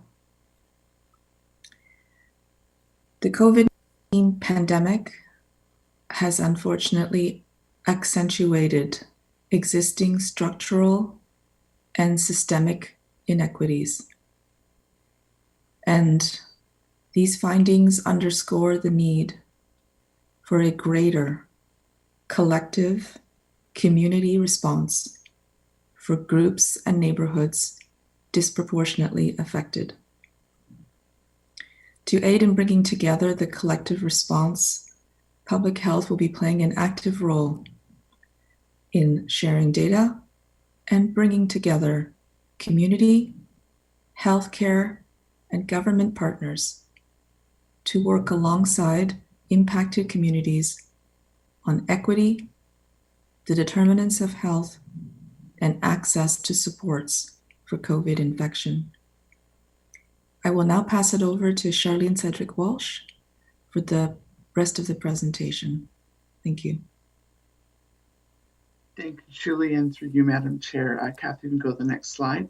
Before we look at the analysis of the different indicators, there's a couple of key points of information I wanted to share. So first off, the analysis is based on data that we collected from 682 Waterloo Region COVID positive cases between July 17th and October 21st of this year. We did not collect any of the sociodemographic data before July 17th. And the questions that we use for this data collection are the ones that have been provided to us by the province of Ontario. You'll note as we go through the various indicators that there are many cases where data is missing on these risk factors, and it limits our ability to generalize the results. The reason for the missing data varies significantly from different indicators. So in some instances, the questions were not asked, the respondents may have declined to answer, or the respondents didn't know how to answer the question. So going forward, we'll be continuing to work with the public health staff who are asking these questions to improve the data collection and to improve the completion of all of the questions being asked. Next slide. A couple of the limitations to note is that you will see that we have mapped these indicators at the neighborhood level. You'll note with that mapping that there are areas neighborhoods have been excluded, and that's largely due to the fact that the cases are less than 5 in those areas. And in addition, some of the neighborhoods still have greater than 5, but few cases. And so it may not be generalizable to the larger neighborhood in terms of information. The other key limitation is that data for comparison and rate denominators are based on the 2016 census data. That is the most current data we have access to. And we do note that population composition within the region changes over time. So that could impact the analysis going forward. Next slide. The first category that we're going to take a look at is the race category. And what you'll see from this slide is that visible minorities make up a large proportion of COVID-19 cases in Waterloo Region. The largest proportion of cases identify as white at 23.6%, the second largest as Black at 10.9%, and the third largest at Middle Eastern at 9.5%. And you'll also note this is a question where over a third or 34.9% of individuals had or cases had missing data. Next slide. To look at this a little further, the proportion of cases that identify as visible minority and as Black is much higher than we would expect from the census data. So this is based on the 444 cases that had valid race data. The proportion of COVID-19 cases that identify as visible minority is over 3 times higher than the proportion of the population from the census data. And people who identify as Black account for 16.7% of COVID-19 cases, but only 2.9% of the Waterloo Region population. Next slide. So this is the mapping at a neighborhood level. The map is of the percentile of cases that are a visible minority by neighborhood. It takes the actual percent of cases who are visible minority in each neighborhood and ranks them within 5 even percentile bands from highest to lowest. So when we're looking at this map, the top 5 neighborhoods with the highest percent of visible minority cases would be Vanier-Rockaway, Central Preston, West Waterloo, Dune Pioneer Park, and Highland West. The cases, or the neighborhoods rather, that are shaded in white had less than 5 cases in the time period that the data was collected. Next slide. The next indicator is the household income group. So you'll note that the highest proportion of cases are in the lowest income group. Unfortunately, this is an area where we had the greatest number of cases were not asked the question or refused to answer or didn't know their household income before tax. So we must look at these results with a great deal of caution. When we look at the data, you'll see that of those who did respond, the highest proportion of cases are in the lowest income level, which is less than 30,000 at 10.6%. And the lowest proportion of cases at 4.5% was in the second highest income group at 100,000 to 140 or 150,000. Next slide. Again, when we look at this, these numbers in comparison to the census data, you'll note that of the 277 cases that had valid data, the proportion of COVID cases in the lowest income group at 26% is higher than the proportion of the population from the census information in that income group, which was at 8.9%. And then as we go across, you'll note that in the lowest three income groups, cases in the lowest three income groups are higher than would be expected from the census, while cases in the highest three income group are lower than compared to the Waterloo region population overall. So it does give you a really clear picture of the impact of COVID across income levels. Next slide, please. Again, looking at mapping this information at the neighborhood level. So this is the percentile of COVID-19 cases with an annual before tax income of less than 50,000 for the period of July 17th to October 21st. The top 5 neighborhoods with the highest percent income cases are Central Waterloo, Victoria Hills, Cherry Hill, KW Hospital, Columbia Lakeshore, Central Preston, and Highland West. And again, cases at neighborhoods rather that are shaded in white had fewer than 5 cases. Next slide. This indicator is looking at household size. And so what we noted from this is of those that answered the question, the largest proportion of cases live within households of 2 to 4 people at 39.9%. And that 23.8% of those who answered the question had 5 or more people in their household. The missing data from this indicator was just under 27%. Next slide. So the proportion of cases among households of 5 or more people is higher than we would have expected from the census data. So when you're looking at this, what this tells us is of the COVID cases in Waterloo, 32.4% indicated they had 5 or more persons in their household.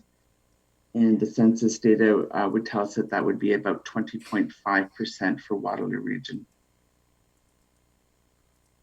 Next slide. And again, mapping this information, so the household size of 5 or more people by neighborhood. Taking a look at the top 5 neighborhoods with the highest percent in the greater than 5 household members would be Southwest Kitchener, Highland West, Alpine Laurentian, Langs Farm Industrial, and Grand River Stanley Park Chicopee. Next slide. This indicator looks at childhood language. So language that is, it's sometimes referred to as first language or primary language, but it's the language that is learned in the home or first language spoken. So a large proportion of cases speak English or French, followed by Arabic and Somali. Again, we had about 34% of the cases did not answer this question, or we did not have data for this question provided. Next slide.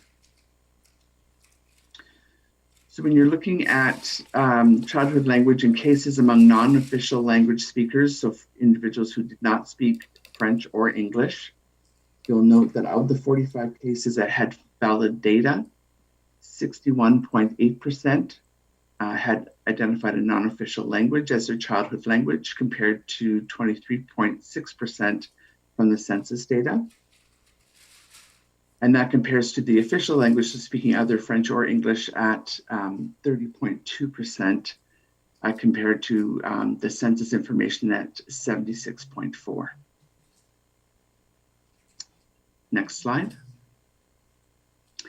Mapping this information at the neighborhood level, the top 5 neighborhoods with the highest percent of cases that are non-official language speakers would be Galt City Center and Galt South, Woolwich Rural North, Central Waterloo, Hespeler, and Westmount.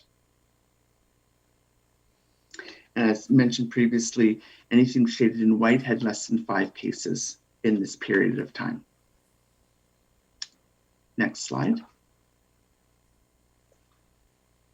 So this is an initial level of analysis of the data that collected, and data collection is ongoing. What we've learned so far is that COVID-19 affects more people of color, more people living with low income, more people living in larger households, and more people whose first language is not English or French. I think it's, we've also, and we knew, I believe we knew this going in, but I think it's reaffirmed our understanding that the social determinants of health that underlie the increased risk of COVID is not under any one organization's control to address, and that it really speaks to the need for a significant collective community response to address the needs of the individuals that COVID is impacting in this manner. Public Health will continue to improve our data collection processes and have continued to do so since we pulled this data in October. And we anticipate providing another update to you in early 2021 that will have a sample size of approximately 6 months, and we'll be working to ensure it's a more robust analysis that we're able to provide. Next slide. So a couple of next steps that we have initiated and are working through at this time. You may have noticed that the demographic questions provided by the province do ask people to if they identify as Indigenous, Métis, or Inuit. So we have initiated a conversation to seek permission to include this in future data collection. It is a component of our communities that we want to ensure we are identifying and able to address the needs that are occurring there. We have started work on an application to the Public Health Agency of Canada that would provide funding to create a voluntary isolation site for individuals who, for whatever reason, are unable to isolate in their own homes. So that could be because of the size of the family or the size of the home that they're in, that they don't have that opportunity to safely isolate in home. And I anticipate that application being complete and submitted within the next couple of weeks. Part of that application process, we'll be meeting with community leaders to identify a partnership that will be required in order to implement the Safe Voluntary Isolation Site program, and as well to look at other key priorities that will be needed to be addressed and put in place to prevent the spread of COVID-19. And I anticipate that we will work through the community supports table to identify who those community leaders are that we'll need to connect with and continue that work through that mechanism that's already in place.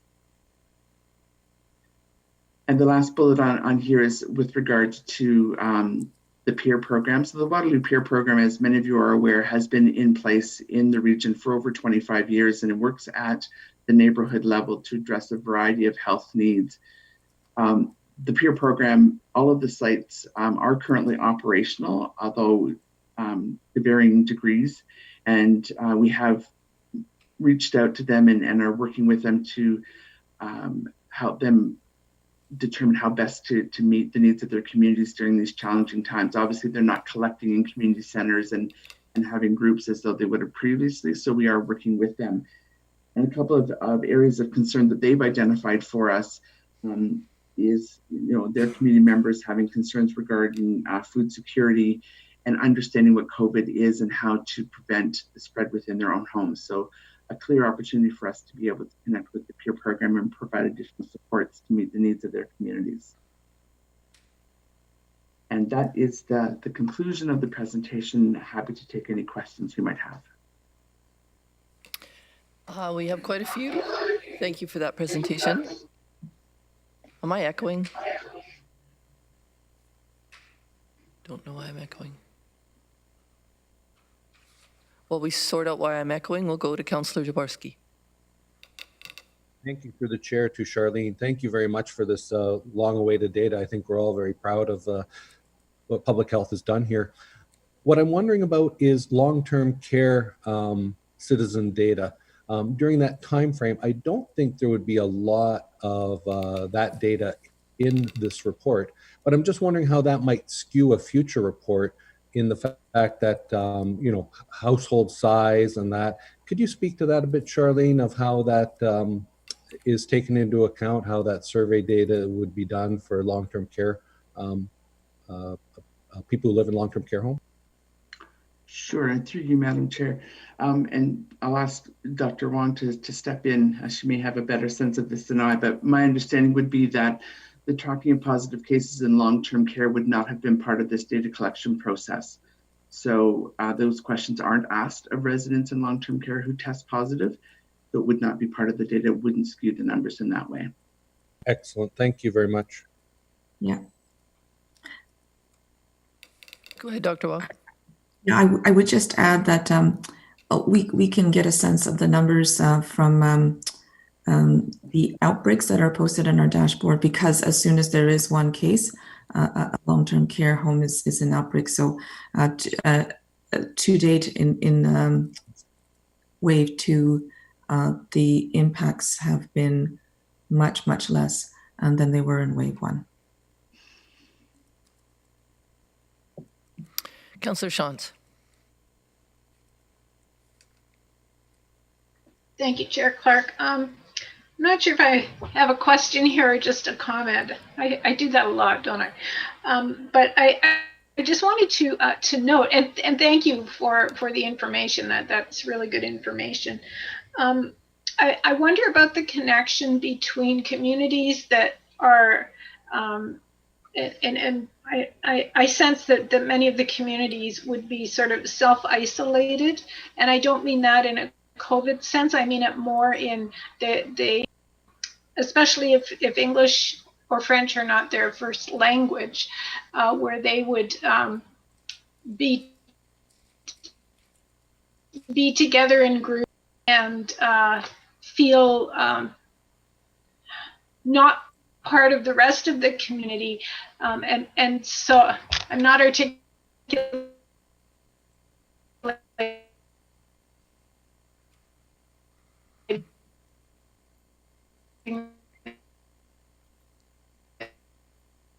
Sandy, you're frozen. Very well, but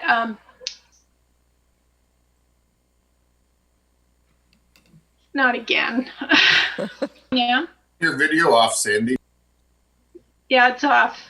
Can you hear me now? Can hear you now. Yeah. Okay. I'm just wondering if to what extent does the fact that certain ethnic groups and I could speak for the from our area, perhaps certain of the Mennonite groups, for example, or some of the other ethnic groups where English is really not their language, where they may group together, and that's a very important support for them. How do you balance that, I guess, with working with them in the social determinants of health?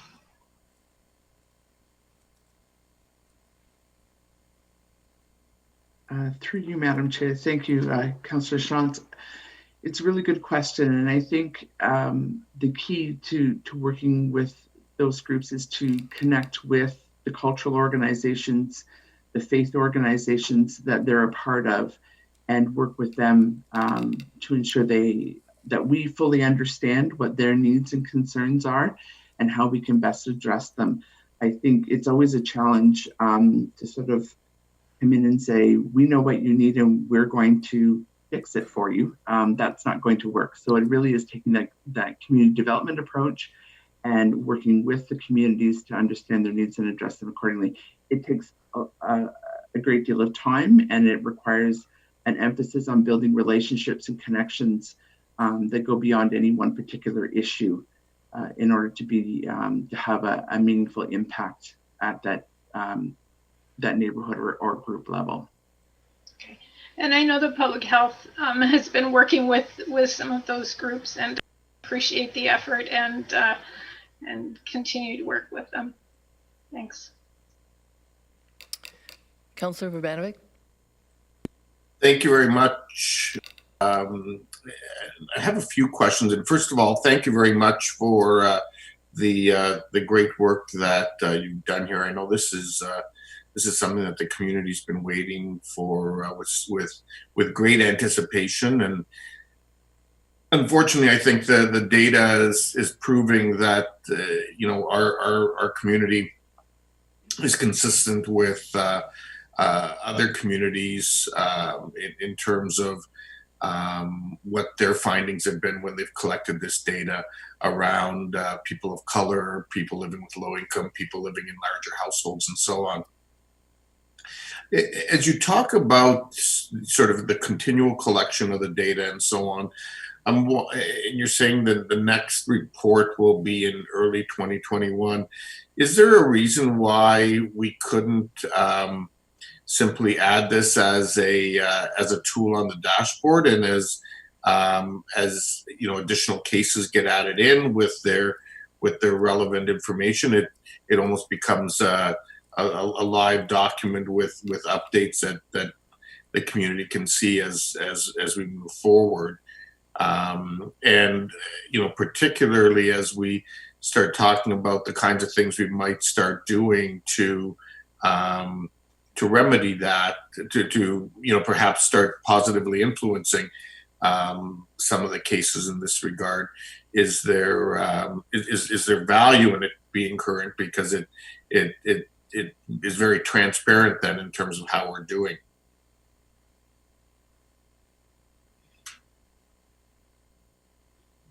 Through you, Madam Chair, that's an interesting question, Councillor Urbanovic. I think the challenge would be, and again, I would look to Shuli to step in if I don't answer this correctly, but I think the challenge would be the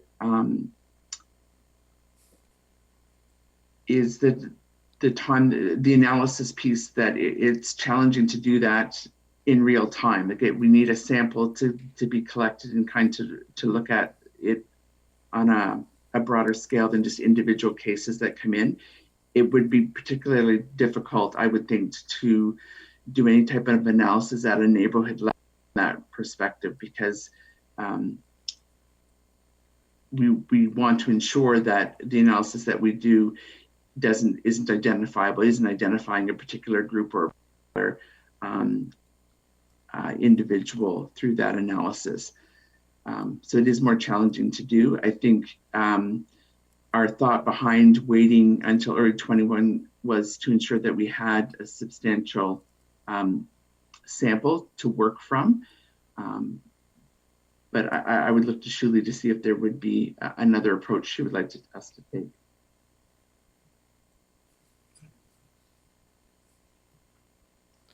Sorry, Dr. Wong, you're muted. Sorry. Yeah, I think it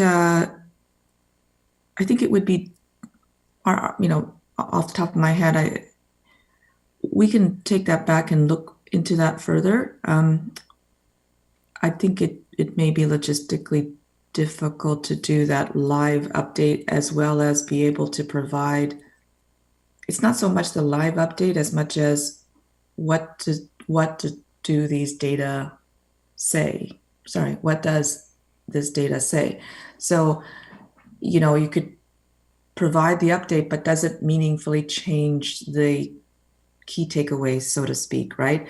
And I'm not sure that taking a look at that in real time, as opposed to every 3 months or so, would really meaningfully change the conclusions from the data, if you know what I mean. But we will take that back and look into it. Okay, sure. And then, yeah, I wasn't necessarily expecting a definitive answer today, but if you can take a look at it and if there is value to it, I think it'd be worthwhile considering. On the issue of language, and I'm just wondering, because right now I know that, with our Be Kind campaign, we've done some translating for the signage that's going to be part of that. But in terms of sort of the general public health recommendations, how available are those in, let's say the 10 most spoken languages by new Canadians and so on right now? We have our communications manager, Julie Kaplesh, on the Zoom call, so I'm going to ask if I could defer to her. Julie, would that be willing to speak to that? Sure. So it is, it's an ongoing challenge for us for sure. And part of that is that the material we're often sharing will change quite rapidly and over time. So what we tend to do as a strategy is we first look to the province for translated materials, and we have had quite a bit of success. And anything that we have for the public that's translated, we post to, there's a place on our website for translated materials. We also advocate with the province when we think something is missing. And in those cases where we find that there's a need for something to be translated that just isn't available in that format or in a language that we need, then we will go to the step to do that and work with the translation folks through KW Multicultural. Okay, so like right now, let's say out of would we have material available in the top 10 languages of new Canadians in our region? Specifically, I'm talking about the, wear a mask, keep a 2-meter distance, wash your hands regularly, those core public health recommendations that have been consistent for the last 8 months. Yes, through the province, we would have most of that core information is available. And in some cases, we have gone the extra step to translate ourselves. For example, we have a fairly large Low German community that that type of translation isn't often available through the province. So we have gone that extra step. So, I mean, I would have to go back and compare to our top 10 list to see if the province is hitting the mark. But I believe that in many cases they have translated beyond those top 10. Okay, so this is something certainly I'd really like to see us focus on and reach out to those communities to see if whether through their radio programs, their community radio programs, their own newsletters, and so on, because those people typically may not be, because of lack of comfort or lack of language, reaching out to our website and so on. So is there ways that we can more proactively push our message out to them as opposed to hoping that they come to us for it? And so I think that would be something that is a good takeaway from this. If I could also mention, we do work with our immigration partnership quite closely. And we have also been strategic in some of the information that we put on our website. We put it directly on the webpage so that our Google Translate can work directly with those pages. So we don't have to get into translating documents. So there are quite a few things that we're doing, but I think it's a good point and we will continue to look at that. Okay, thank you. And then the last question I have, because obviously a number of these areas are in the city of Kitchener. I guess my specific question to either you, Dr. Wong, or Ms. Cedric Walsh is, you talk about working with the community partners and so on.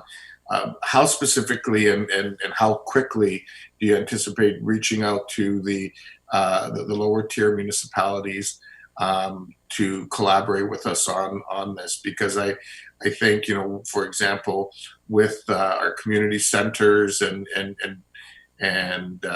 they being used for things like food pickup spots and things like that, there's an opportunity for us to very quickly maybe activate some initiatives in these areas. And so I'm just wondering what the plan is to quickly engage with the municipalities. Yeah, I'll pass that over to Charlene because she's been doing some thinking and work on that. Thanks. Thank you. Through you, Madam Chair. So I anticipate after today's meeting, actually my plan was to reach out to the City of Kitchener as a starting point to identify some of the key partners that we should be connecting with. I think through our peers program and a number of the sites that are within the City of Kitchener and utilizing community sites such as community centers, we already have initiated conversation with them and are identifying ways in which we can help support what they're doing. So it's partially started, but I would suspect that, or my plan is today is to make some additional contacts. It will also be important in the completion of the application for federal funding for the self-isolation site that we are in contact with our municipal partners on that. And again, looking to get that completed as quickly as we can. So the connecting and the reaching out will start happening today. Okay, that sounds great. And certainly anything, I can do to help facilitate that, please don't hesitate to reach out. There is actually one last question. I know this was something that was, my council was very keen on getting this information. I'll certainly share the report, but I'm wondering if there is a desire to have you come to Community Services Committee or at the city. Are you willing to do that? Absolutely. If that would be of assistance to you, I'd be happy to do so. Wonderful. Thank you so much. Great work by you and your team. Thank you very much. Councillor Lorenz.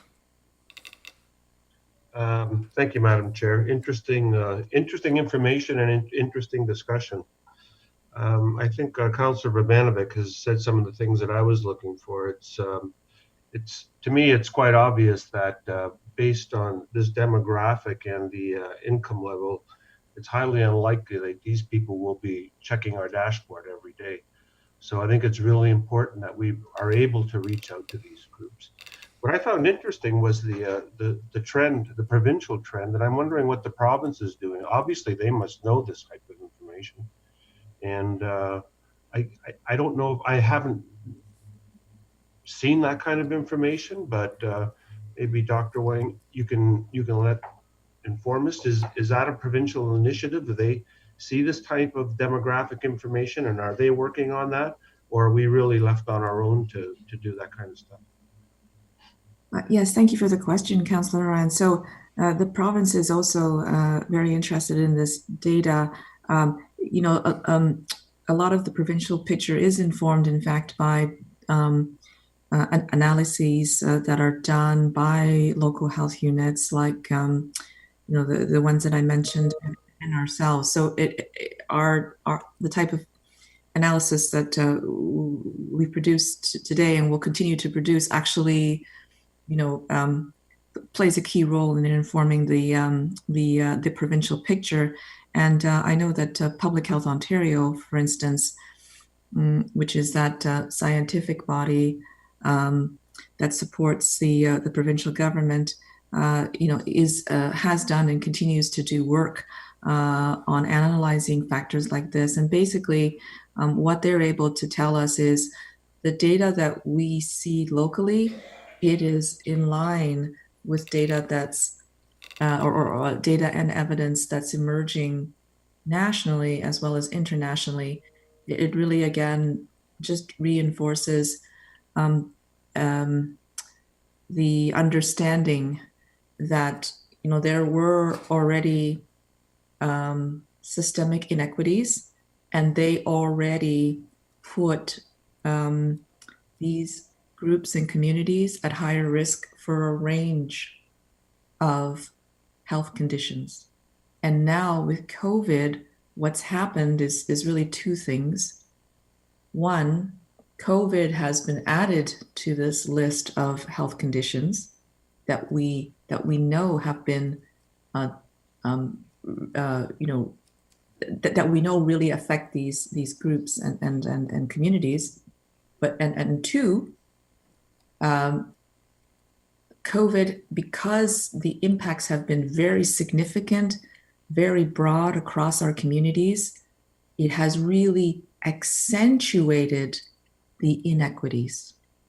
So there were systemic inequities. They made these groups at risk, and we've known this for a while, but now COVID has just accentuated both the inequities as well as the inequitable health outcomes.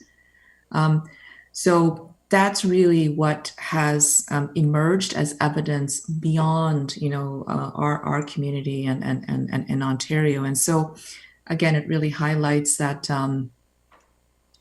we need to continue to do work on the underlying foundational issues that lead these groups and communities to have poor health outcomes for a variety of conditions, including COVID, as well as providing them immediate supports for COVID. So those would be the two takeaways, I would say.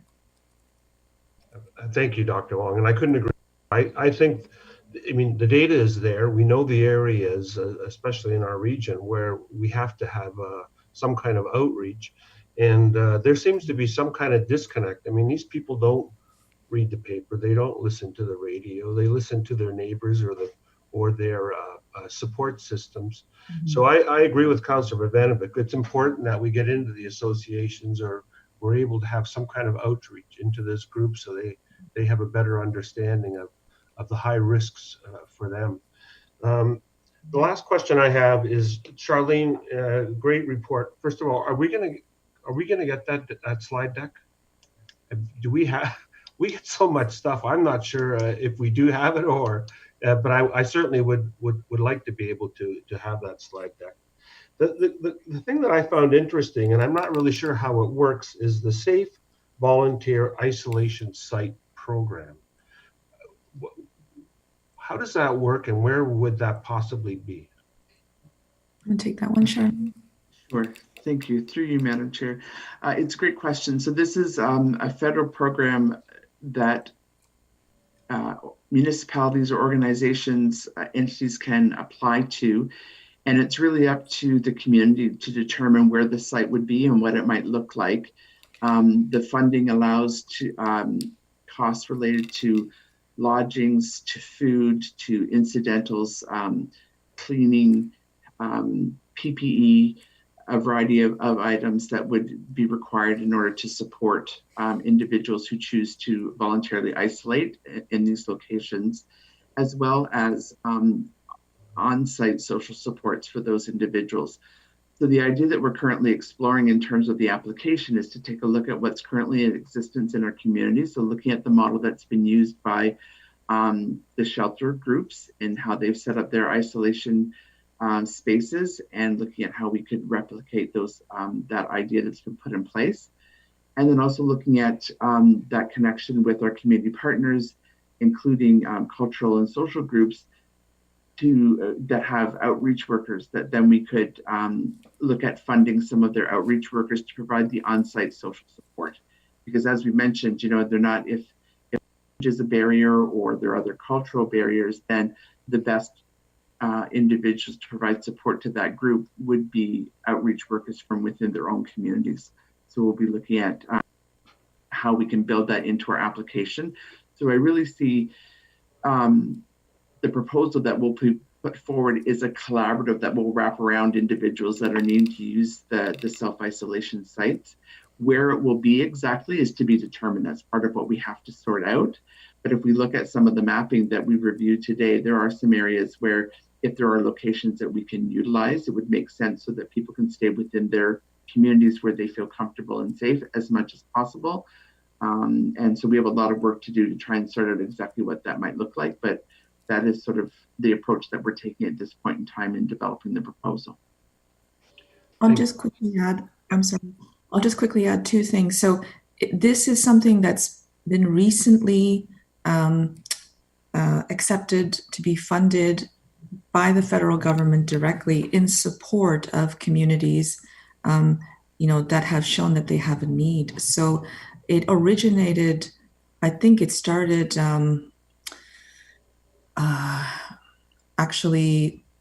just a few months ago with the federal government announcing they were going to fund Toronto for an isolation center, the first of its kind, right? And that they were going to do a pilot. And they recently funded Peel. This is just, I think, in the last few days that they confirmed they would fund Peel. So Toronto and Peel really, are the two largest areas with the largest rates. And they also have seen very similar disproportionate impacts. And so what we did is when we got wind that the federal government was starting to fund these things, even though they were pilots, we expressed an interest right away. And, we now have an application form from the province, which is quite involved in terms of the plan you have to put together. And, it will take some time to pull that application together. But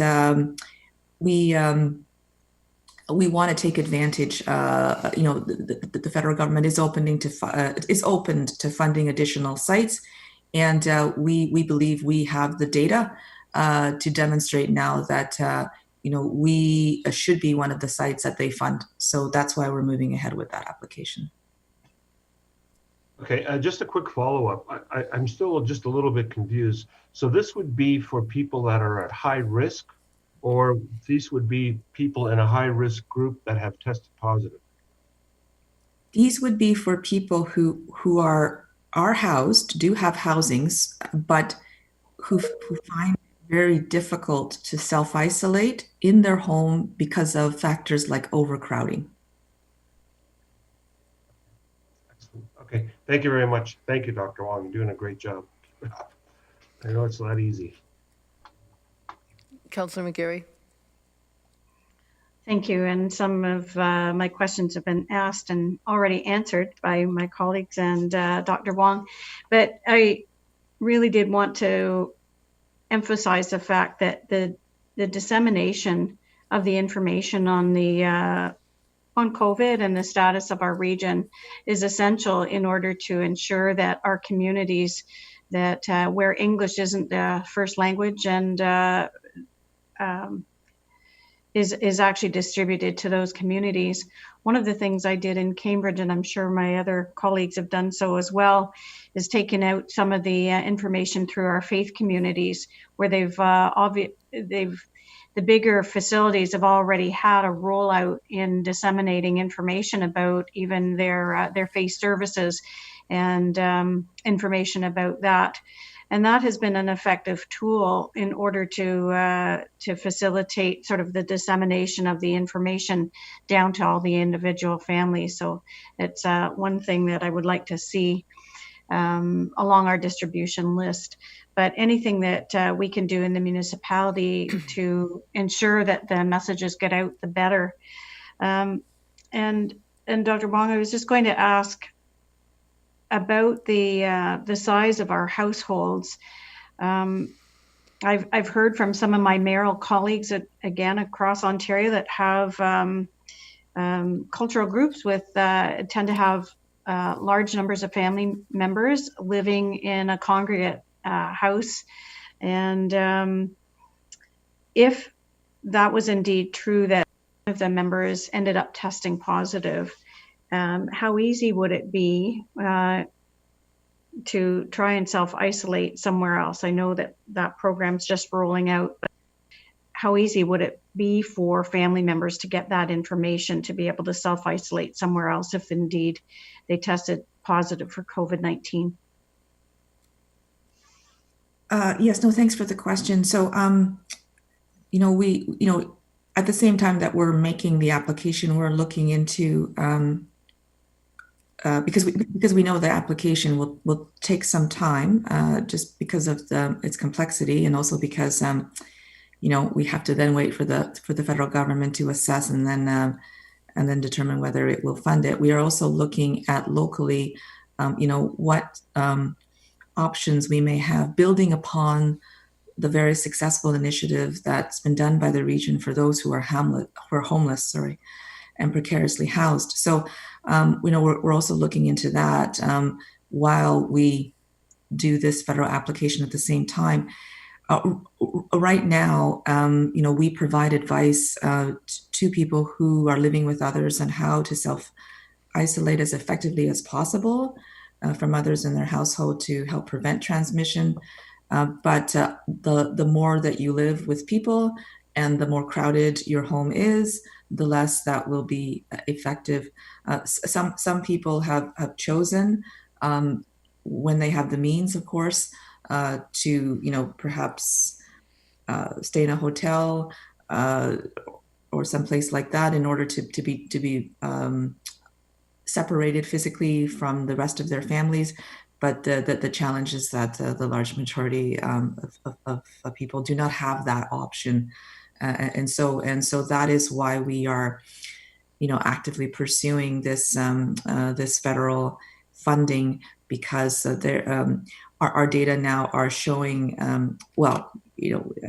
it's really showing the need, and we have the data now to show the need to the feds, that we also have, not only families or larger households in the region, but that there are disproportionate impacts in terms of the number of cases you would expect in those households, just based on the number of households in our region that are that large, and the actual number, which is showing that households that have 5 or more people have a disproportionate number of cases. So I don't know if that answers your question. Sorry.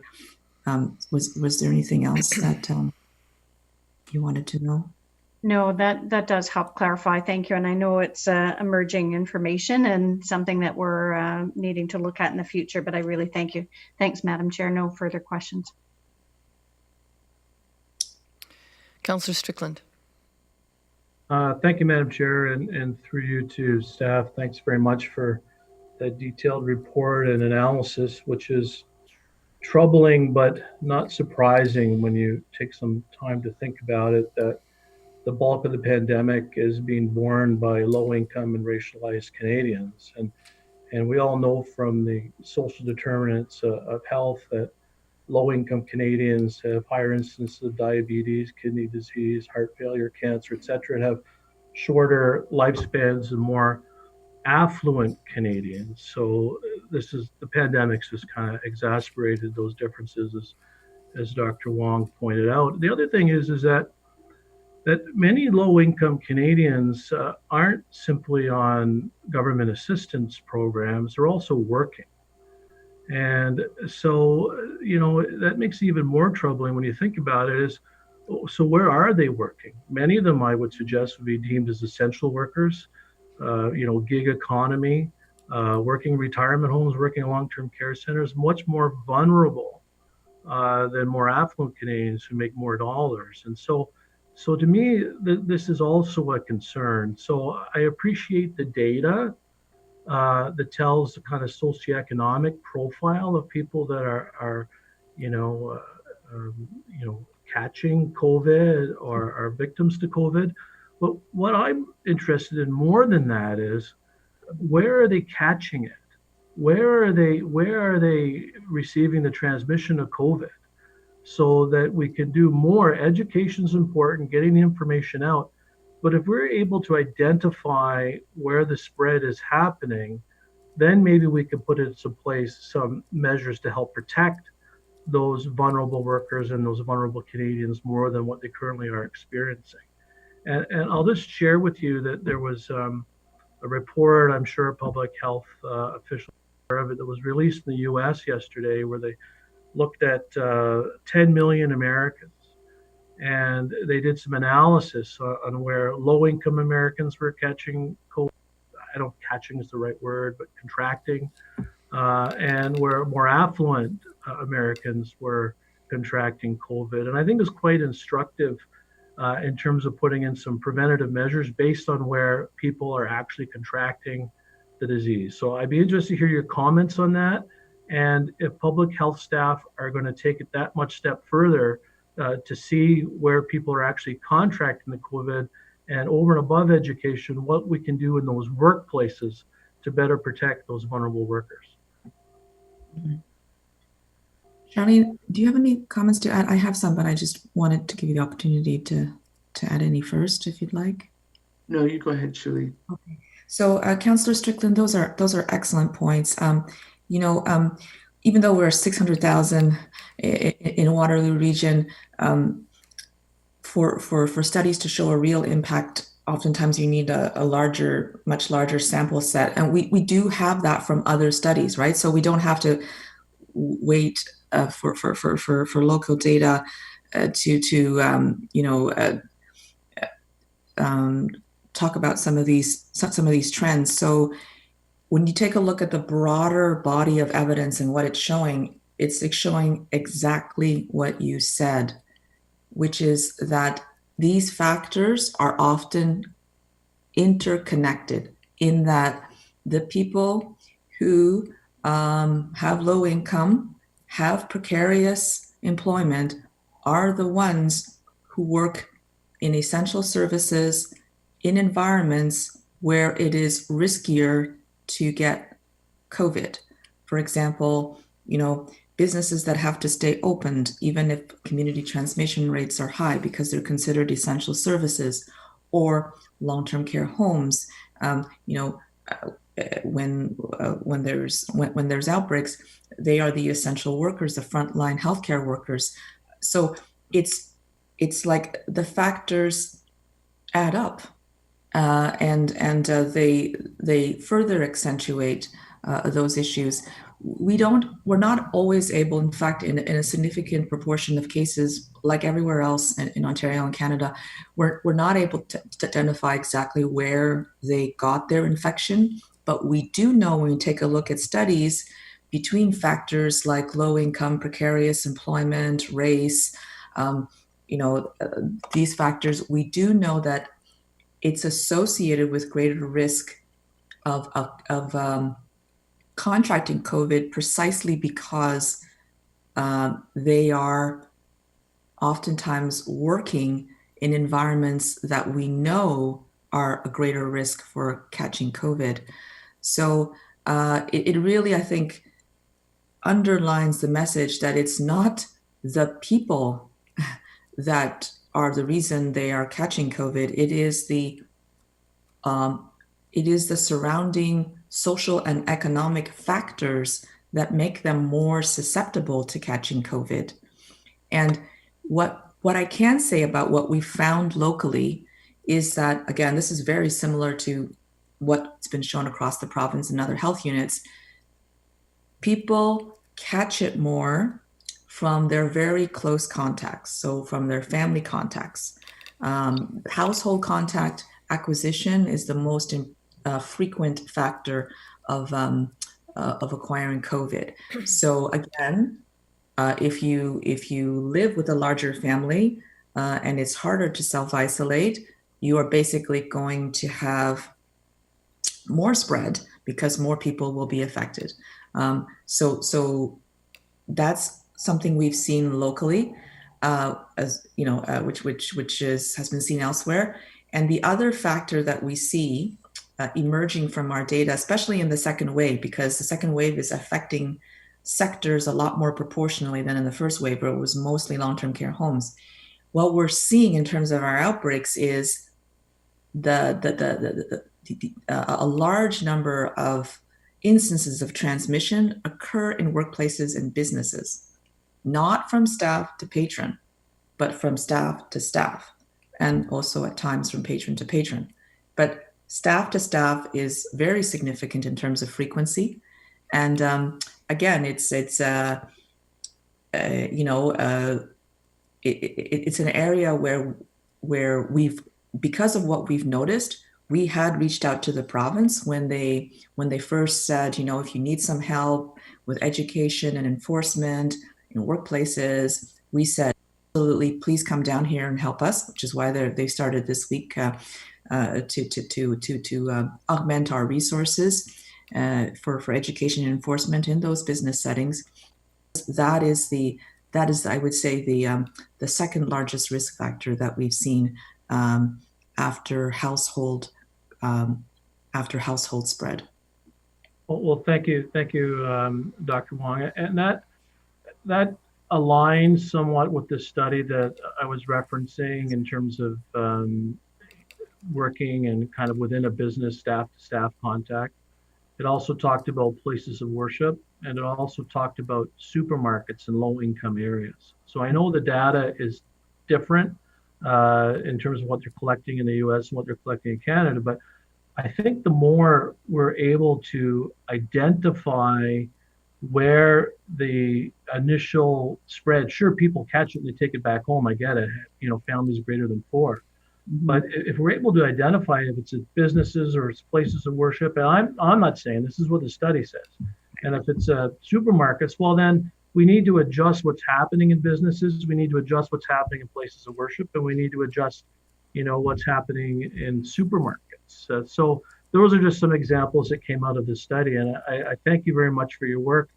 And I know once you start these things, there's much more work to be done, and I just would like to emphasize that, yes, we need to educate. We also need to figure out, where are the locations where this initial contact's happening and spreading, and what can we do to pinpoint it and change behaviors to minimize it. So thank you very much. So we'll continue work on that. Thanks. Chair Redmond. Thank you, Chair Clark. There's been huge pressure and a rush to gather disaggregated data for months, and in the community, we know that. For me, it was always, what do we do with that data when we get it? And several speakers before me have already said, it was predictable, it's disturbing, but not surprising. So I really think that I applaud staff for having options. I also really like that we're going to provide these options in conversation with the community as opposed to doing it to the community, but doing it in partnership with them. And truly having options in life, whether you can go to a hotel or you can decide to work from home, are really evidence of privilege. And a lot of these people are forced to go to work even when they don't feel well because they need to ensure that they can continue to provide for their family. So I think getting this disaggregated data and using it to help plot how we go forward to actually meet the needs and mitigate some concerns that Dr. Wong and Ms. Cedric Walsh have already pointed out, to me, is really the exciting part about this. So I really commend you for reaching out and for continuing to work with the community, because I think that's the only way we will actually help alleviate some of these pinch points. So thank you. Thank you, Chair Redmond. I have no other speakers. I appreciate that we're applying to the federal government for this program, but I'm feeling a huge sense of urgency here, and I'm not, I would like us to entertain the idea of moving ahead on an interim basis with something that may not have all the bells and whistles that we would like it to have, but that would at least give people a safe place to isolate when they aren't able to do that in their home. I know families with 8 kids in a 3-bedroom apartment. There's no way that they can self-isolate. We know what the shelter system has done. It's not complicated. I think it would be easy for us to replicate it. There may be some expense we can incur. Maybe we can recover it from the federal government at some later time. But I don't want to wait until we go through an onerous application period and then a waiting period. I guess I'd like to hear from staff what the barriers are to us moving ahead immediately in some form. Charlie, would you like to start? Yes, thank you. Thank you for the question, Madam Chair. I think the biggest barrier is permission from council to engage in some sort of site development or process development that will incur expenses that we have not been funded for at this point in time. You're right that the example set by those folks in the shelter system and what they've been able to put in place, we can replicate that. That's certainly part of the plan. And so I think it's just a matter of making those connections and starting that work. How quickly it can come together at this moment, I don't know, but certainly would be happy to sort of take it away and provide an update in the next little while as to how quickly we can make it happen at the same time that we complete the application to the federal government. So for the information of council, the way it works, I think Mr. Bartholomew Sanders can probably speak more to it, but what we do for the homeless population is we have a block of 5 hotel rooms, and those rooms are reserved, and when we have someone who needs to self-isolate, they go to those rooms. There's light support attached. I don't think we need, excuse me, I don't think we need the same level of support because we would presumably be dealing with people who aren't quite as ill in terms of their mental health and their addictions issues as we're dealing with often. I don't think it needs to be complicated. The Downtown Community Health Center does provide, the Inner City Health Alliance does provide some sort of medical touch points, but it's not medically staffed 24 hours or anything. Mr. Bartholomew Sanders, can you speak to that? Thank you, Madam Chair. I think you've actually covered it quite well. We do, as you said, we do have blocks of rooms that are set aside for those who are who have been tested and are awaiting results, and for those who would, or for those who might test positive. There are some supports. Again, for the general public, I'm not sure that the level of support that's being provided to the homeless would be necessary, although that would be subject to discussion because there would probably have to be some kind of supports. I suppose there is always the possibility that we could talk about using the same facilities, although I'm not sure that I'd want to mix the populations because of the issues of alcohol, drug abuse, and mental health conditions. I think that would probably present more of a problem than COVID itself. I did ask Mr. Petitpier to inquire with the Ministry of Housing as to whether or not there was funding provincially that might be available to use for this purpose. After Dr. Wong spoke to me about the issue 2 weeks ago, and I'm not clear whether we've heard back from the Ministry of Housing, but Mr. Petitpier could speak to that now. Thank you, and through you, Madam Chair. Yeah, I have inquired with the Ministry of Municipal Affairs and Housing for additional funding that would support this particular population and a response. They were inquiring corporately themselves. I haven't heard back. And as you know, the funding that we receive in housing services for the purpose is really intended for the lower end of the income scale and the more vulnerable populations that we serve through our homelessness sector. So haven't heard back yet. I would be pleasantly surprised if we do hear back and it was a positive response for that purpose. And I think that's what Dr. Wong and Ms. Cedric Walsh have indicated in terms of applying through the FACT program is the other route that we can and have been pursuing, like the other larger municipalities that have received this funding as well. So no good news on that front through the channels that I've been able to explore. Thank you. So would it be appropriate for how would council feel about asking staff to come back to Wednesday's council meeting with a suggested approach to providing something in the interim? Is that appropriate? Oh, Councillor Urbanovic. So, thanks, Chair Clark. No, I'm very supportive of where you're going with this, and I do think we need to. I think we need to pursue it. Obviously, the federal funding that Ms. Cedric Walsh has talked about is the ultimate route to go. I think we shouldn't lose sight of the fact that potentially, on an interim basis, we could fund it through some of the surplus that we have in the Safe Restart funding. I believe it would be those dollars would be eligible for this, and that would simply mean that our some of our surplus from this year that we were hoping to carry into 2021 might be a little bit less if we ended up using up some of these rooms. But in all likelihood, there are hotels in our communities that we could work an arrangement with where they they're all operating at 20% capacity anyway, where they leave a wing of a few rooms open or separate that we would then utilize and pay for if and when we needed them.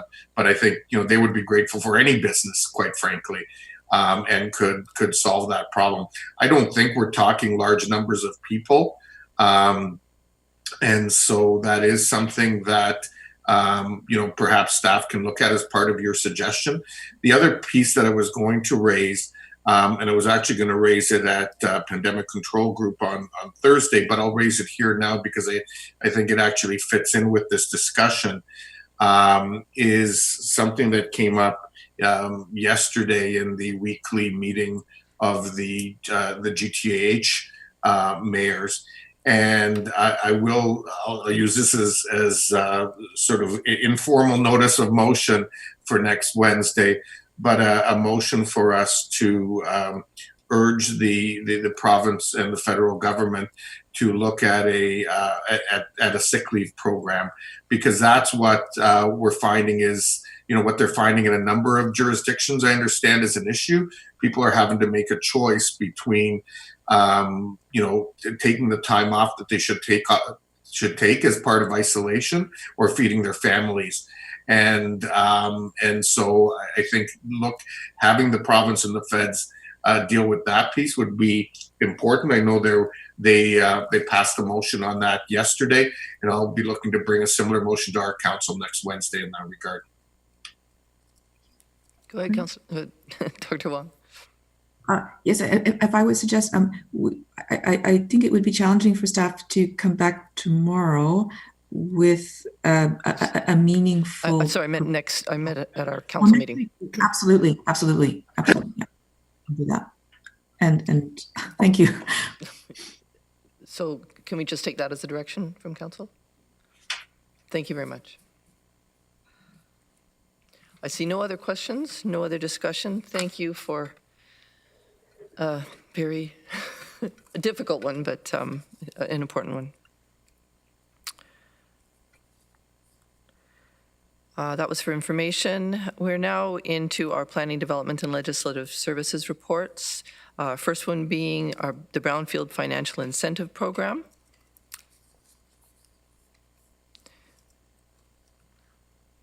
Any questions or comments on this?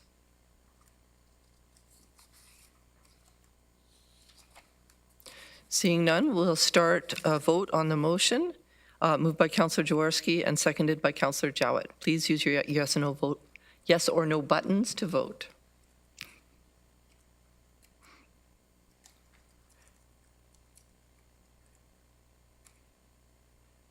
And all in favor? That's passed. Thank you. Amendment to the Regional Municipality of Waterloo Controlled Access Bylaw for access to Regional Road 58, Fischer-Hallman. This is to accommodate some construction. Any questions or discussion? Seeing none, we'll start a vote on the motion. Moved by Councillor Kiefer, seconded by Councillor Novak.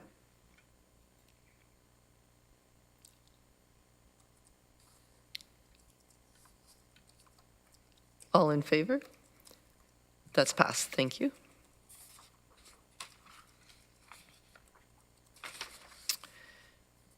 Transportation and Environmental Services, the Renewal of Rural Water Quality Program. And I do have a question on that. I see that we are continuing it, but at a lesser amount, and I'm just wondering what the rationale is for that. I don't object to it, but is it simply because the demand is less? Is it for financial reasons? I don't know who can speak to that. Mr. Schmidt? Through you, Madam Chair, is Nancy Kadusik? I believe she's on. Yep, she's on. Through to you, Madam Chair. Yes, over the last year with COVID, we have been funding the Rural Water Quality Program at a reduced level and anticipate it continuing into the next year. Thank you. Oh, sorry, Councillor Armstrong. Yeah, the program, like in our office, we accept the water samples, and last week we had a problem because of Wednesday. The problem is that we contacted the service to question it because we take them in on Tuesdays, and they were normally they're supposed to be picked up on Tuesday. But what has been happening is that they pick it up Wednesday morning. If it stays any longer than that, then they have to pour out all the samples and redo it again. Our staff has contacted these people to say, look, they're supposed to pick them up on Tuesdays. Wednesday, they're not going to be here. Nobody's going to be here to pick it up. And my staff member was adamantly told, no, they pick it up on Tuesdays. No questions asked, they just pick them up. And it is the habit that they're not picked up until the Wednesday. So we're having a communication problem with the people who are picking up and the company who is doing the testing.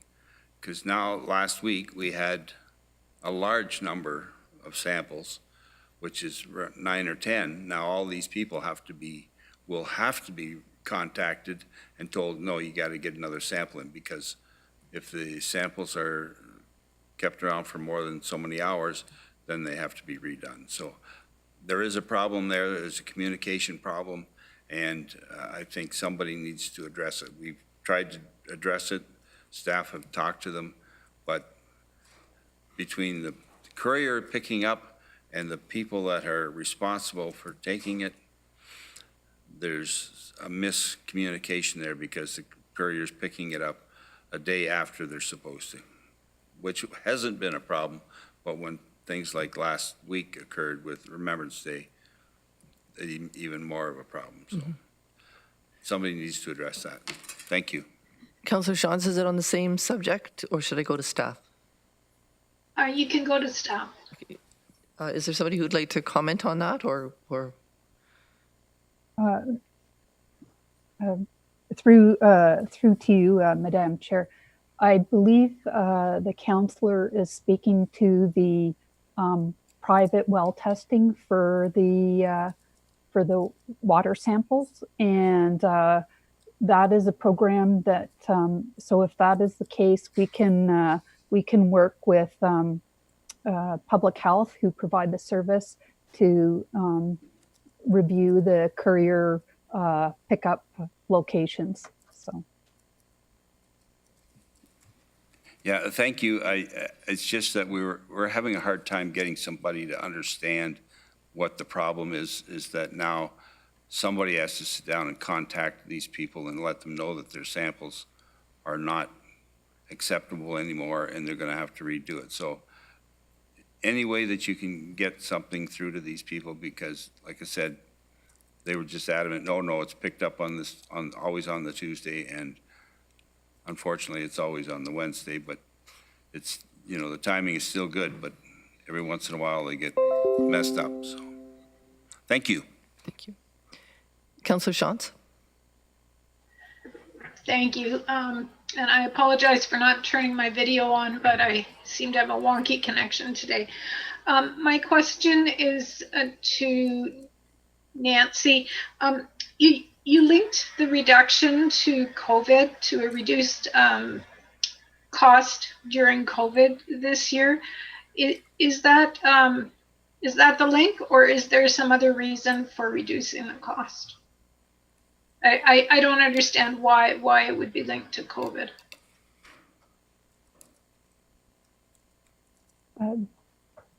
Again, through to you, Madam Chair. So the program is, the region provides funding to the GRCA, and the GRCA communicated that they would be reducing their contact with the local farmers due to COVID and due to some of the types of programs that they have. So for what we saw in the year, their interactions were less and their program goals were less. So they anticipate in working in the same fashion for the next period. Okay, and that period is the next 5 years. Did I read the report correctly? Yes. Through you, Madam Chair, we do talk with the GRCA delivers this entirely on our behalf, and we do talk to them about the level of funding. I believe they believe the level of funding that we're proposing is appropriate for the program that they plan on delivering for us over the next 5 years. But that is something that can be revisited. For instance, if we do find that there's a backlog or a significant number of applications that we can't get done because we don't have enough funding, we would be able to come back to council and deal with that on a one-off basis. That's required. But based on our discussions with the GRCA, the funding, and this program's been going on, I think it's almost 20 years that we've been doing. We have periodically reduced the level of funding as we found participation starts to decrease a bit. Okay, thank you. It's been a good program, well worth it. So thank you. That's helpful. We have a question or comment from Councillor Jowett, Chair of the GRCA. Thank you very much, Chair Clark. And I will confirm that what Thomas is actually sharing is correct. We have been under threat of the future of some of these programs and have been in agreement that the funding changes make sense currently right now. We also, I don't know if everyone is aware, have a GRCF, which is the foundation which supports some of this programming. So I can attest that we are keeping an eye on this particular item, and I appreciate Thomas for sharing the information. Thank you. All right, thanks. No other questions or comments. We'll start the vote. This is moved by Councillor McGarry and seconded by Councillor Shantz.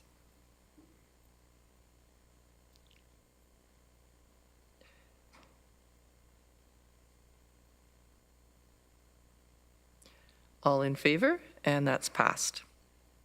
We're on to the proposed new sewer use bylaw, always exciting, and the approval for public consultation.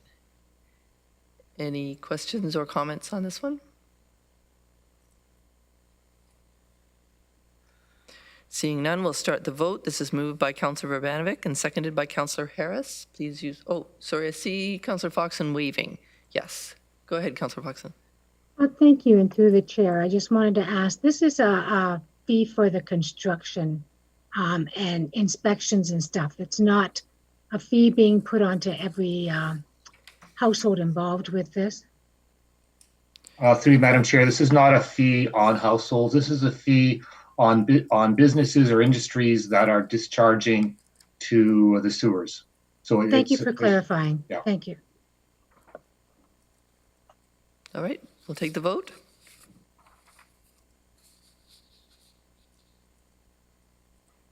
All right, that's passed unanimously. The next item is the 2021 budget, the public engagement strategy. There's no presentations. Any comments or questions on this? different year because we will not be able to host the delegations the same way we have, but finding other opportunities to engage people. Mr. Dyer, did you want to speak? Thank you, Madam Chair. I would have said exactly what you just said. Okay. That's reassuring. I did read the report. All right, we'll start the vote on the motion. This is moved by Councillor Erb and seconded by Councillor Armstrong. All in favor?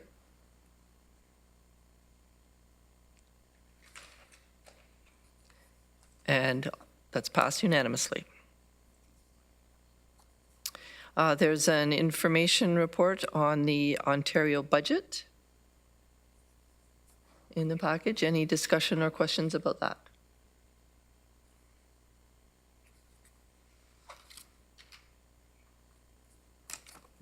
There's some implications for us in there. Money for wastewater monitoring and public reporting, money for tourism, culture and sport, some infrastructure for public health, some money for retirement homes. Any comments from staff? Or have I stated that perfectly as well? Go ahead, Mr. Dyer. Just if I may, Madam Chair, yeah, I think, two key items. Item B on the first page, the reduction in the business education tax. The region of Waterloo has been one of the municipalities that has been at the highest actually business education tax for some time, as it's gradually come down. And just to note that this was an item that was discussed at the ad hoc committee back in the summer, and some advocacy work was done by the region in support of this change. So I think that's very encouraging for the business community here in Waterloo region.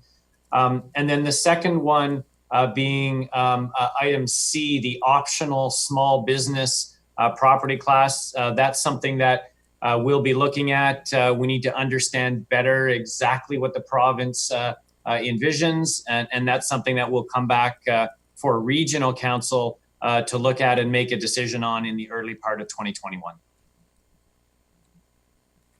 Thank you, Mr. Dyer. And if I'm reading this correctly, we now don't expect to see the impact of the cost sharing changes until 2022. Yes, that's our expectation at this point.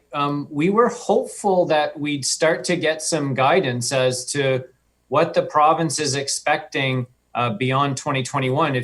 If you think back 18 months ago, with the first budget of this provincial government, we were looking at the time at a $10 to $12 million levy impact as a result of cost sharing changes for public health, for children's services, for long-term care. Pretty much all of those changes were reversed, for lack of a better term. And we have some transition funding with respect to public health. What's not clear to us at this point is what the longer term plan is. So as we think ahead to our 2022 budget, it's not clear to us at this point what the province intends to do with cost sharing for a variety of programs. So it's something that we continue to obviously to watch very closely, and we'll look for guidance when the province determines to give us some. Thank you. All right, that report is for information. We are on to other business. The first item is the inclusionary zoning for affordable housing. You will recall we had some correspondence in our last meeting from the city, and Councillor Erb was interested in what we could do to support that.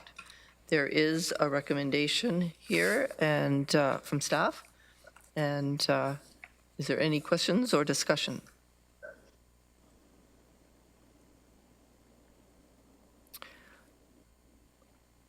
Councillor Erb. Oh, you're muted, Tim. I'm sorry. I'm happy to see this here, and happy to support the recommendation, and appreciate the fact that Kitchener Council took the lead in initiating their resolution, and I hopefully our local MPPs and other area municipalities will support it as well.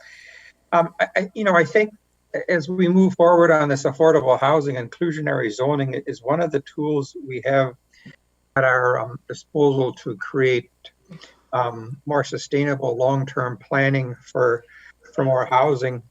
And it's one of the things that we have to make sure available to us to guarantee a diverse and equitable mix of housing, because the lessons we learned in the past, how we developed affordable housing, in many respects was too concentrated in neighborhoods. And I think what we want to create is diverse mix of housing across the community, so it represents the diversity of our community. And when specific government programs or grants aren't available, or other market forces are at play, inclusionary zoning gives municipalities the opportunity to be consistent in creating sustainable strategy of having a continuing supply of affordable housing. And I think the most important is that the local community is best positioned to determine what kind of housing mixture works best in their community, rather than something being imposed by the provincial government. So I'm glad we're supporting this, and I hope the provincial government will listen to what the local municipality is saying. Councillor McGarry. Thank you, and through you, Chair. I'm also happy to support this resolution, and just want to say I think the more voices that come to the table regarding inclusionary zoning being an enabling piece of legislation for municipalities to deal with as they see fit, I think is really important. Certainly a subject of interest in Cambridge Council, and I know that we're looking to sort of do something along this lines should council agree with it. So thanks again, and I will be supporting this. Councillor Vrbanovic. Thanks very much. And I too will be supporting this. I just want to thank Councillor Erb as chair of our Affordable Housing Working Group for taking it up. And I think it's good that we're having interest from across our region to move forward with this. It is something that it is a tool that we need in our toolbox, and it's one that shouldn't necessarily just be limited to main LRT routes or main transit ways going forward. So thanks, Councillor, for running with that. All right, I see no other questions or comments. The recommendation is that staff be directed to submit correspondence to the province requesting the reinstatement of Planning Act provisions enabling a municipality to apply inclusionary zoning provisions within its entire jurisdiction, and that a copy of the correspondence be sent to the Ontario Minister of Municipal Affairs, to the local MPs and MPPs, to the Federation of Canadian Municipalities, to the Association of Municipalities Ontario, and local area municipalities. That's been moved by Councillor Erb and seconded by Councillor Foxton. Please use your buttons to vote, or use your other buttons to vote. And that's passed unanimously. Is there any other business? Councillor Jowett. Thank you so much, Chair Clark. I sent an email to my fellow councillors last evening. I can tell you that today has been a very big test of my multitasking capacity, as on Friday I received notification of a very important meeting by one of our ministers with regard to some of the changes we are seeing in the GRCA. The changes have been ambiguous at best, and we've been hoping for more detailed information. It was then later this weekend that I received one of the links, and then yesterday I received the second link, which was a survey. So I did take some time out from our meeting today and provide answers to some fairly big, significant philosophical questions today. So that being said, I have sent the motion as you see it before you. I'm asking if you would like me to read it in its entirety, or is this sufficient? Councillor Jowett, this is the email that you sent? I'm not sure if I'm just wondering whether we have it No, we don't have it in our packages. You sent it by email. I did. Yep. And it's a notice of motion, Councillor Clark, so everyone will get it again. I just wanted to ensure that everyone is aware that it is coming. And I have further background and information if anybody's looking for more detailed information, as it is a bit of an evolving concern. And this is coming to next week's council meeting? It is. Okay. All right, and at that point, we'll have it in the packages, but you haven't emailed it. Thank you. Councillor Yes, Lorenz. I have emailed it, and if anybody has any questions, happy to take them. Can you also email it to staff, Helen, so we can get it into the... Clerk's office has it, Chair Clark, but I can certainly make sure that our staff in the chair's office have it, if that's what you wish. That's fine. Thank you. Councillor Clark? Yes. It's Chris Fletcher. Yes. Just to say, I do have a copy of it. I think it would be beneficial if Councillor Jowett could also forward that specific information that she's referring to that she has now received along with that notice so that we can set the context. And Councillor Jowett is nodding. Yes. Absolutely. Yep. Thank you. Councillor Lorenz? Thank you, Madam Chair. Just one quick item on the report tracking. I'm wondering when we're going to get the final report from Transportation on the temporary bike lanes that were implemented this fall. There's a lot of, or the summer fall, a lot of people are waiting to see that final data. And I don't know where it's at. I know we've seen snips here and there at ATAC and in some other places, but I think it's important that we get that. I think we need to learn from our mistakes, and I think we need to use that kind of information for any kind of changes we want to make for next year. I see Mr. Vandekeer's turned on his camera. Through you, Madam Chair, that report is planned currently for the December 8th committee. Very good. Excellent. I didn't see it on the tracking list, so I wasn't sure when it was coming. Good, thank you. All right. I think that took care of the tracking list. Our next meeting is December 8th, and I'll now entertain a motion to go into closed session. Moved by Councillor Galloway, seconded by Councillor Jaworski.